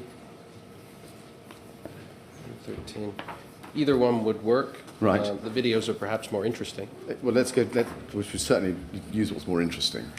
Okay. In which case, Mr. Chairman, I'm going to ask you to rise now, if we may, but yes. I'm going to give a trigger warning now and when we come later, back, yes. In the usual way to which we've been accustomed, and that is this, that we are going to be looking at video of fire spread on the exterior of Grenfell Tower in the period just after 1 a.m. And some people may well find this distressing. There's also audio that accompanies it. They may find that distressing. And so if anybody who is watching or present in the room does not want to see that, then they should not come back at 2 o'clock or not be present in front of the live stream at 2 o'clock when we resume. But I will repeat the trigger warning at that stage. So is that convenient? It is, certainly. And can we afford to take the extra 5 minutes and come back at 2 o'clock?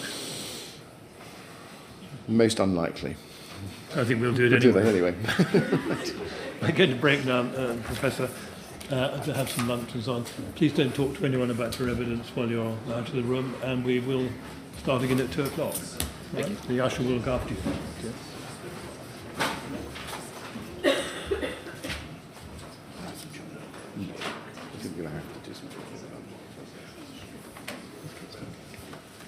Good. 2 o'clock then, please. We're going to do fast,